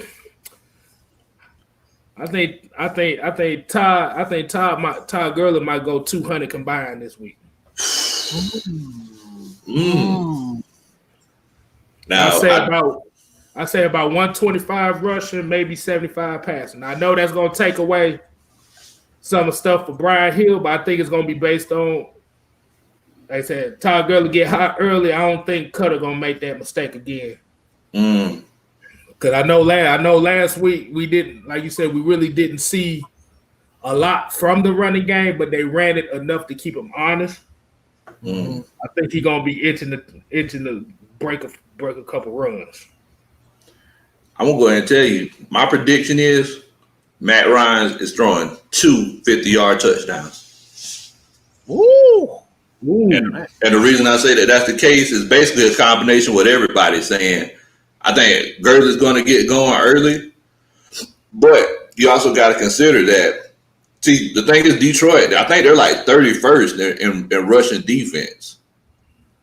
But yeah. See, I think right now we're like 10th in rushing defense.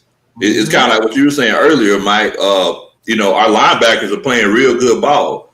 Yeah. But the thing is that just imagine them not being able to stop the run, combined with the fact that we're going to be playing against inexperienced cornerbacks. That sounds like double move city to me. Yeah, it is. Yeah. So I mean, I think Matt Ryan's going to throw for 2 50-yard at least 50 yards or more, 2 50-yard touchdowns. Yeah, and Anthony Wright kind of went where I was going to go. I think Zacchaeus might have a great game too. He's been playing well. He's definitely been playing well, especially with Julio being back. He's going to get opportunities. He's definitely going to get opportunities. Yeah. I think with Julio and Matt, with all this talk that's circling around, I mean, those guys are competitors, man. They ain't gonna take that sit down. They ain't going out like that. They ain't going out like no sucker, man. Yeah, they ain't gonna take that sit down. The Matt Ryan, he's been underrated his whole career. So it's like this is what he thrives off of. Mm-hmm. This is what he thrives off of. That's how he got to the NFL. They hated him in college. Absolutely nothing to work with in college. so they didn't have a lot of anything. They didn't really have a lot of high hopes for him coming in college, but like it was, coming out of college. But like now, man, you give him weapons. This dude is amazing. Like it's all about that Matt Ryan. Like I said, and I'm not saying it's just to be a homer, but I'm a quarterback guru first. When I study quarterbacks and cornerbacks, and I only seen one player that remind me of Peyton Manning, and that guy is Matt Ryan. There's nothing Matt Ryan can't do. Incredibly accurate, intelligent, can run that hurry up offense, fast-paced offense. Like he can do it all. There's nothing this man can't do. And like I said, there's only one quarterback that I've ever seen do that, and that was Peyton Manning. Exactly. And wait a minute, man. We got a Matt Ryan hater in here talking about noodle arm. And you know what? It's amazing that noodle arm has the most passing yards in Atlanta Falcons history. Mm-hmm. Oh, man. Oh, Michael Vick? You mean he got more than Michael Vick? The guy who can throw 80 yards? He got more than Michael Vick. Mm-hmm. Oh. Most passing yards. See, the thing is, he don't think about it is it could be a noodle arm, but you still got to get it the time. You got to throw it in the right spot. Like, who says that it's noodle arm? Like, I don't. Have you ever seen it? Like, what do you expect? What do you expect out of? Because, like, my thing is, it's like, what have you seen to say noodle arm? I've seen noodle arm. Have you ever seen a guy like Julio Jones? There's not many quarterbacks that can outthrow Julio Jones. That's one. They call him Jet Jones for a reason. Just because he's not connecting with Julio Jones and he can connect with Calvin Ridley, who is fast himself, Julio Jones is Julio Jones is a whole nother beast. It's hard, and I'm telling you from experience, it's hard to the timing with a guy as fast as Julio. It has to be perfect. Julio is so fast and so quick off the ball. Did you guys see what he did on the play, that scramble play with Julio? The dude got up to speed in like 2.5 seconds. Like he caught the ball over the dude's head. And, boom, like 3 steps. It took like 3-4 steps. He was gone. And that's it. Yeah. He outran the defense like that in 3-4 freaking steps. You think Matt Ryan can outthrow that? And you saying that he has a new arm because he can't get the right timing with Julio? Julio is impossible. And anybody who's ever played the game, who ever played quarterback, the position quarterback, the timing with your receiver, especially a fast receiver, is so difficult. So it's hard. I don't know what you guys mean by noodle arm, because I've seen noodle arms, and that's not one. You don't get over 10,000 passing yards in your career. Well over that. Over 40,000. Over 40,000. This dude about to be over 50,000 passing yards. It's like I think he's some pass someone. I forget who it was, but he's on pace to be going to the top 5 as far as passing yards concerned. And Drew Brees, he's about 70-something thousand. So Matt Ryan play a couple more years, 4 or 5 more. He can easily take that number 1 spot. So I don't know how you do that with a noodle arm. How do you throw 70,000 yards with a noodle arm?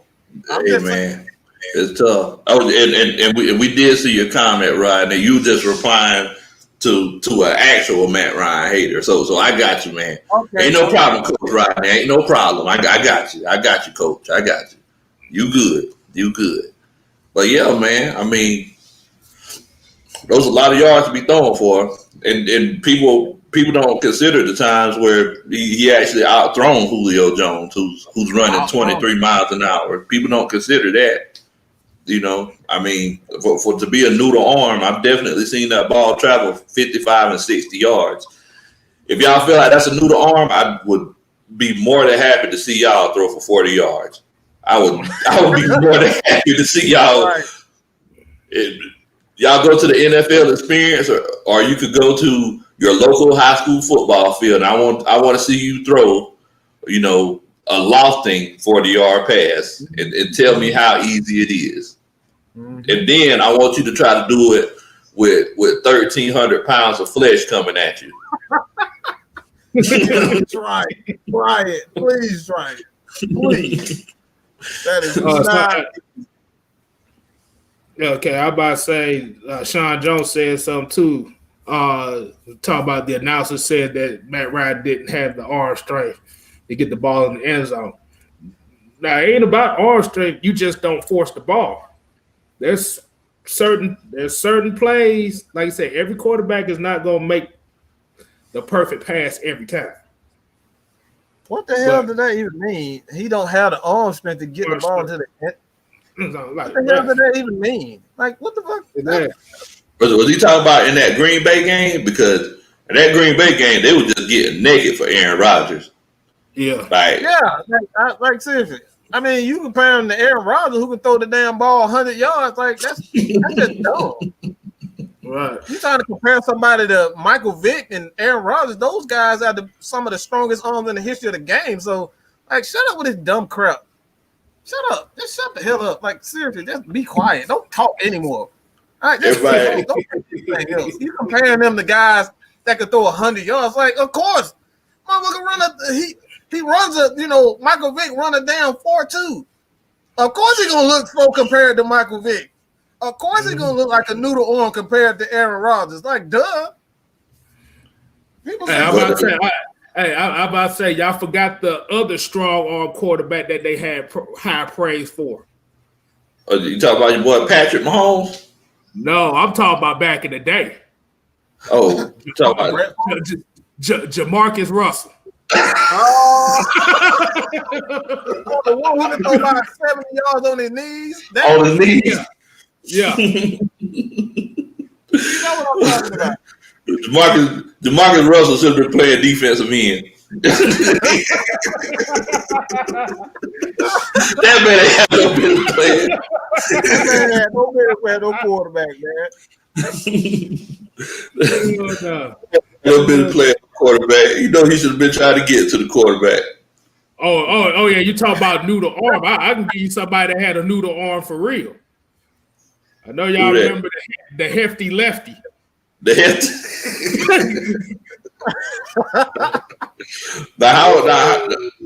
He was like 340, wasn't he? He was 350 playing quarterback, bro.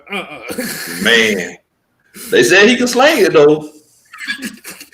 He can sling weight. Like he's slinging cheeseburgers and damn fries.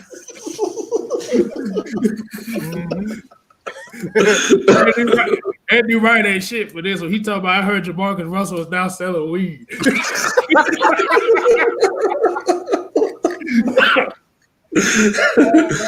You like, hey man, you already know what time it is. I'm G's cousin. Come on through here.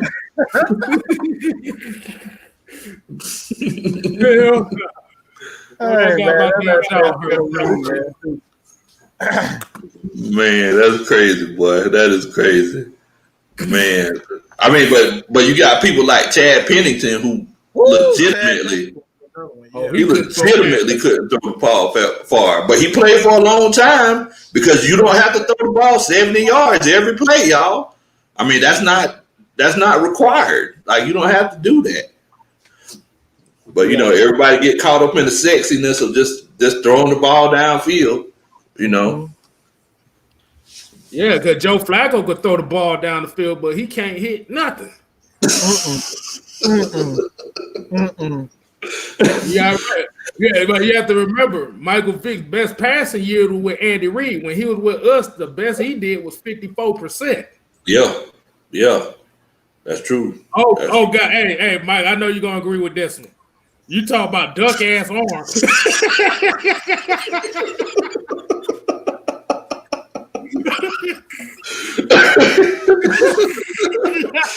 I get angry every time I see that name. Like I just boy, that was bro. They talked about Tom Brady's combine. Bro, that was the worst combine performance I ever seen in my life. Man, I tried to warn people. I tried to warn them. I said for 3 years that dude enjoyed. I said he was absolute trash. Nobody listen to anything that I said, and now this is what you get. Georgia lost the national. You know what Georgia lost the national championship? Whenever they let Justin Fields go. Yep. That's when they lost the national championship right there. Mm-hmm. Yeah, because you don't run no fake punt and put your backup quarterback on the field. I don't know, man. It's almost like they were just trying to pacify him. They could tell he was getting antsy. Like, look, man, we gonna get you in the game. Like, don't put that man in for 2 plays. And 2 plays on punt, like for punting, that's what for a fake punt. So we just gonna hike it to you. You just run. Like what? Man, I don't know. Yeah, cause Jay Fromm, man, I saw Jay Fromm try to throw that curl route, that 10-yard curl route. I said, how the hell you underthrow? How the hell you underthrow a 10-yard curl route? He did that a lot. He did that a lot. Just like that little damn midget. Just like the little Stetson Bennett right now. He did the same thing. Man, Stetson, man, I don't know, man. He ain't got no business playing football, okay? Let him be the damn punter. That's what he need to be. He need to be the damn punter. Let him kick the ball and go to the sideline. That's what he need to be doing. He looked really good in a baseball uniform. Yeah. I mean, he got the baseball name. He got the baseball name. Yeah, he does that. Yeah, you know, some players, some people, you can hear their name and tell, okay, all right. Look, I used to have this theory for years, and you know, what is it? Was that Mike? Huh? Oh, I thought you were going to say. Yeah. Oh no, I'm reading the comment. Oh, my bad. I was just going to say I used to have this theory for years about quarterbacks. So, and y'all might think I'm crazy for saying this, unless it's a very special guy, unless he's a Manning, where they have 2 syllables for about 20 years. All your top quarterbacks have single syllable names. And y'all could just think about that. Dan Marino, Brett Favre. That was crazy ass. That right there is some crazy ass shit. I never even. Who the hell would even think about? Only Lowe would think like that. Only you would think like. I would never think about that. Until recently, though. Because you know now you got like the Lamar Jacksons and Patrick Mahomes and Russell Westbrook, but for a long time, like Matt Ryan, I don't know, Joe Flacco, Kirk Cousins, Dan Marino, Steve Young, Joe Montana, Troy Aikman. I mean, like all those top quarterbacks. Trent, the guys that won Super Bowls, Trent Dilfer. Like all those guys, they had single syllable names. Man, okay. I would have never thought about it. Yeah. What? To be on the bench. He better than Jake Fromm. What the hell he gonna wait on? Now that was because the thing about that situation was Jake Fromm was the star of Beyond the Lights Quarterback 1 on Netflix. They were not gonna bench him. He was a Netflix star. They weren't gonna bench him. Like I said, one thing a lot of folks don't know about a lot of like these big college programs, these boosters run these schools. Oh yeah. Alumni tell these people who they need to start. Oh yeah. Man, I'm gonna tell you, the first year I coached, man. There was this kid who was playing quarterback. He was about 5'7". They had him playing quarterback. Terrible quarterback. Terrible. But his dad was a lawyer and one of the richest guys in the whole town. And we had to win despite of him. But it was, I mean that was just the situation. Oh my God, he was terrible. All because his dad had. Man, that's. Meanwhile, we had this guy that was 6'3", 225 pounds, and he was like Jamarcus Russell. He could throw it 60 yards from his knees, but you know they started the other guy because I mean, that's just what it was, man. Them connections, boosters. Mm-hmm. Exactly. They just wanted to keep getting the money. So we lost that year. We lost a lot. We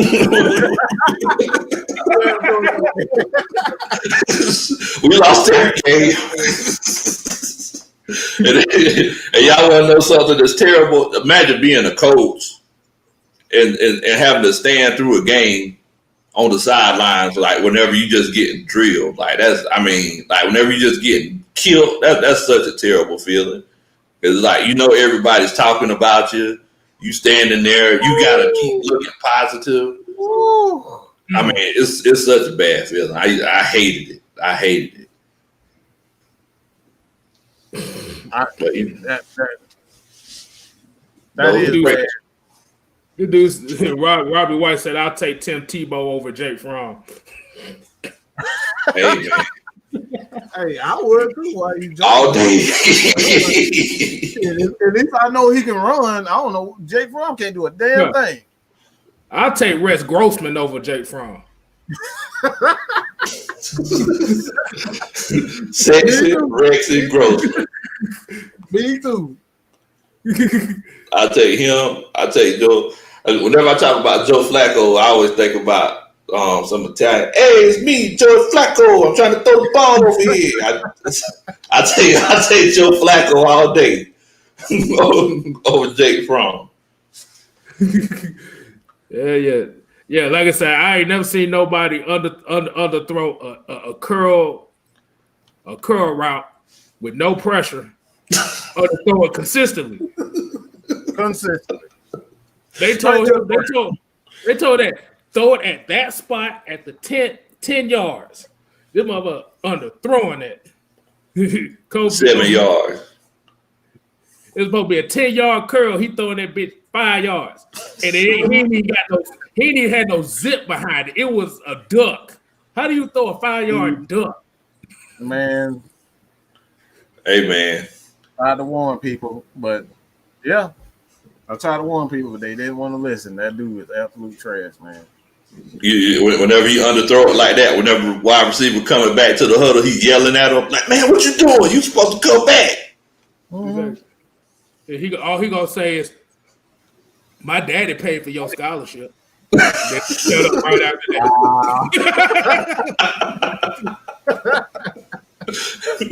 You got any questions? QB1. That's all I got to say. QB1. QB1.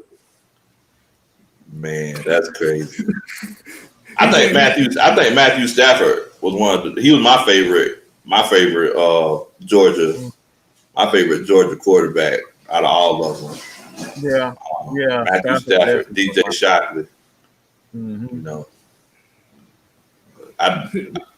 The Virginia Tech is my favorite team because Michael Vick, he made me love Virginia Tech, and I used to Frank Beamer. He's the one that made me really love coaching and love looking into plays and things like that because he was a coaching mastermind, man. Beamer was a beast. He know how to get the best out of any player, man. Yeah. Somebody said David Green. I used to like David Green, man. He was a real good quarterback too. He was a good one. Yeah, he was definitely a good one. Man, at least y'all had quarterbacks, man. We had to deal the ones I can remember outside of Joe Hamilton. Yeah. Reggie Ball. Reggie Ball. Oh my God. Oh my. And the bad thing about it was he was such a bad quarterback. Motherfucking Calvin Johnson was still the top leading receiver in the nation. Man. Calvin Johnson, boy, that's goodness. That's a special talent. That was a special talent right there. Man, I ain't never seen nothing like that before. Never seen nothing like that. I remember meeting him. I actually met him before. This dude just towered over me. And I'm 6'2". I mean, I just look like a child, compared to him. I'm looking up at him like, man, it's crazy, man. It's crazy. But yeah, man. A crazy athlete. A crazy freaking athlete. Man, y'all up here talking about Eric Zaya, Chris Redmond.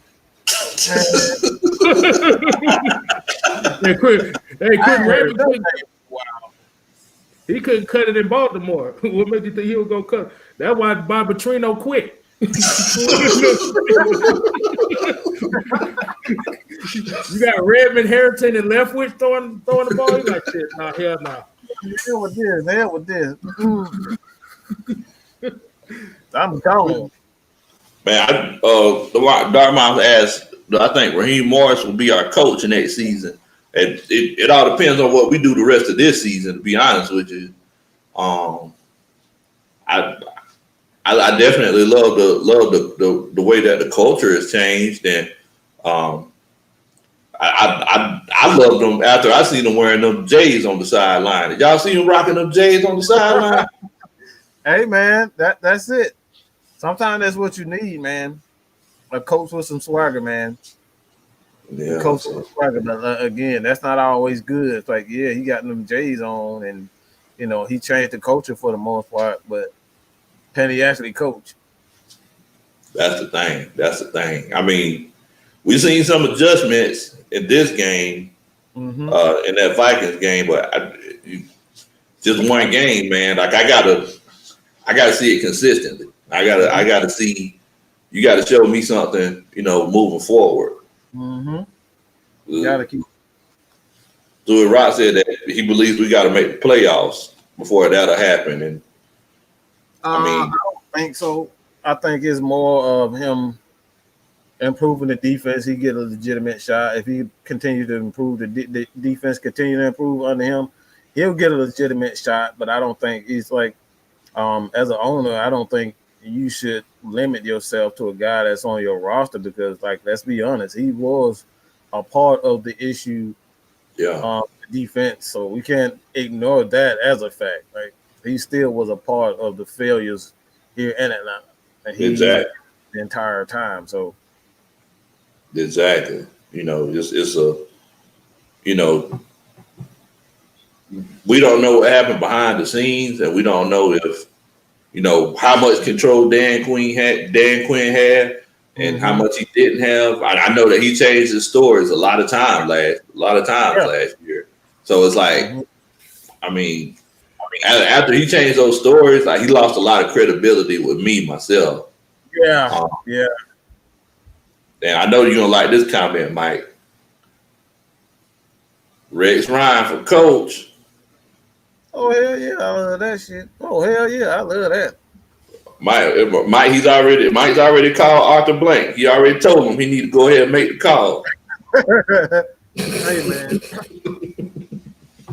I just need somebody with some swagger, man, that ain't afraid to cuss fans out and curse journalists out for asking stupid questions. Like that's what I need. I need some, like, that's what we need in Atlanta. We need a culture change because these journalists and these fans, they think they know more than coaches do. So. Go at him. Rex Ryan's like, look, this is my team. I do what I want to do here. This is what's going to happen. I answer the question that I want to answer. If I don't want to answer, I'm not answering it. Exactly. That's Rex Ryan. Exactly. Nick Saban the same way. Like he's like, look, I'm not dealing with no crap like this. I control everything. And I mean that mentality works, man. Yeah, he talk what he want to do. He speak when he want. Like if he want to be short with it, he'll be short. Ain't nothing you can do about it. I love that. I'm not gonna lie to y'all, and Nick Turner he brought this up, but I'm not, to be honest with you, I think Jeff Ulbrich also has a job at this head coaching position as well, because if this defense continues to play at a high level, I mean he might actually be able to put his hat in the ring. Mm-hmm. Yeah. I think they're going to be considering everybody, man, because I mean there's a lot of things that need to be fixed. But everybody's always asking about the coach. I think this GM is going to be the most important piece. Yeah, I really think so. Also, I really do. Yeah, I definitely feel like I feel like, I mean, because moving forward, we're going to have to try to figure out how we're going to maneuver this money. I mean, let's be honest. Thomas Dimitrov didn't leave us in a good situation. He didn't, and that's the thing. We can't. You talking about trading guys? Like we can't rebuild. You got to have cap space to rebuild. Like, come on, people. Like, what do y'all believe in the cap? Like, there is a such thing as a salary cap. You can't just go out and just say we're gonna rebuild. You rebuild, and then you're only gonna get a handful of people. Exactly. You're only gonna get a handful of people with the money that you have. So you can't just go say I'm just gonna rebuild. But you have a team full of rookies. That's what we're doing now. Hey, I mean that's what we did when we went to the Super Bowl. On defense, we literally had a defense full of rookies and a couple of veterans. Yeah, not on both sides of the ball though. Not on both sides of the ball. That's true. Anytime there's a rebuild and they start off young on both sides of it never works. It never. Look at Cleveland. Cleveland's done that like 3 or 4 times. It never works. It never worked on both sides of the ball. It worked for one side of the ball, but when you got two, like, a lot of times, it has to be that big move, like big move, kind of like Dallas made back in the day when they traded somebody for like 4 first-round picks. I mean, it takes stuff like that to happen, man. Yeah, I'm trying to look at these damn cap numbers right here. And you can't blow this team up. You can't blow it up. You try to blow this team up. What'd you say, Kev? You say you can't do it. You can't blow this team up because you blow this team up, boy. You're going to be seeing Arthur Blank on the side of the freeway be begging for some money. Hey, we trying to tell them, man. They don't want to listen. Let's see Arthur Blank over there on I-20 West, under the bridge. Exactly. Because I'm looking at dead cap money right now. Before June 1st, Julio Jones, $59 million. Matt Ryan, $69 million. But that's all, bro. That is almost $120 million right there. That's the whole cap for next season. You get rid of both of them. You get rid of both of them guys. The only people you're gonna be signing is the motherfuckers on the side of Home Depot begging for jobs.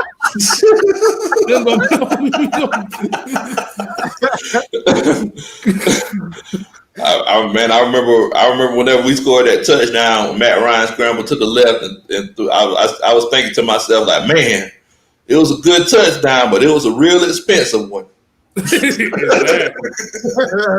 Right, man. And then, like I said, that's before June 1st. After June 1st, Julio Jones is $39 million, and Matt Ryan is $50 million. You want to blow that up? Man. Then we looking at Jake Matthews. You talking about 16, 17 million. Oh, man, Jake Matthews. That's a lot of money. It's not that easy, people. It's not that easy. It ain't that easy, man. I definitely think they're gonna keep Jake Matthews because he's pretty consistent. Like, you don't hear from him too much. It's about consistency. Don't worry about dominant play. I think that's what people get it twisted. It's like they don't really care too much about dominance. You know what I'm saying? Like, you're not going to have those seasons where you're going to get 1,800 every year. Like, that's not realistic. All they're looking for is guys who can put up good numbers consistently. That's what Jake does. He's not overly, dominant tackle, but he's consistent at his job. That's what you want. Yeah. I was pissed off. I was pissed off when we took him. Well, I remember when we took him, like Thomas Dimitrov basically set the expectations. He said, look, guys, he's consistent. He might make the Pro Bowl a couple of times, but he was like, he's not going to be dominant. He's consistent. I was like, well, why did we take him then? I was pissed off. I remember looking at his film. I was like, I mean, he's okay, but whenever you look at guys on those offensive lines in college, like you want to see them pushing guys at least 5 yards downfield. If you're supposed to be playing in the NFL, I mean, he was moving people, but it wasn't, like, oh man, this is Quentin Richardson kind of thing, See, my thing is when that draft came out. See, I wanted Tyler Lewan. Yeah, that's what I wanted. Yeah. When I watched him in college, he would clotheslining people. He would body slamming folks on the ground. That's what, and I feel like that's what that offensive line needed at that time. I saw Jake Matthews. It was like, okay, he can hold up. He ain't bullying nobody. But once they said, "Oh yeah, this is Clay Matthews' cousin," I said, "Oh shit, here we go." Exactly. He has the lineage. He's part of the Matthews family. Like, okay, all right, well, Bruce Matthews, his daddy. Like, yeah. Like, well, that's the same thing they did with Desmond Trufant. Yeah. The family nanny. Yeah. And I remember whenever he signed his rookie deal, I remember like it took a long time to get it signed, and I knew what was going on. I was like, hey man, all that's going on is his brothers, they've signed multiple contracts. Like they know what to look for in a contract. They already know, yeah. So his rookie deal was crazy. Like he had a really good rookie deal. Then he got that second deal. I was like, ooh, man, he finna knock him upside the head. And he literally hit him upside the head and took everything in their pockets. Exactly. Yeah, man. Yeah. Well, shoot, man. Well, I tell you what, man, I enjoyed chilling out with y'all tonight, bro. It's all one love, man. Absolutely, man. Absolutely, man. We, like I said, we really enjoy you guys doing this, and man, just sitting here talking about sports, man, reminiscing, doing our thing, and sitting with you guys. But yeah, man, it ain't nothing known. I damn sure ain't gonna go back and watch no damn presidential debate, that damn clown show. So that won't happen. So I don't know. What did that to do? Nothing. Exactly. Nothing to do. So it ain't nothing to do. Ain't no sports on. Ain't nothing going. We out of the playoffs. We out of baseball playoffs. So Rodney, we appreciate it. Yusuke, Raymond, William. Man, we appreciate all y'all, man. Yeah, we appreciate all y'all, man. But yeah, y'all continue to support us here at Matt Mike Sports, Atlanta Falcons Nation, Just K Styles, Big Low Country, everybody, man. Yeah, just continue to support us, man. We're gonna give you guys nothing but positive, fresh, entertaining Atlanta Falcons content. So with that being said, man, we're gonna get up out of here. Everybody gonna, I've been watching a movie, try to find something on TV, drink a little something, and yeah, man, we go. Man. And I just want to let y'all know now. Y'all look for me. It's country spelled with a K now. K-U-N-T-R-Y. I'm sorry, y'all. I'm from the country. I'm sorry. Hey, all right. Damn right. All right, man. And yeah. Don't spend all your money on OnlyFans neither. Silly motherfucker. Hey man, you wild with that one. All right, man. We go, man. We go.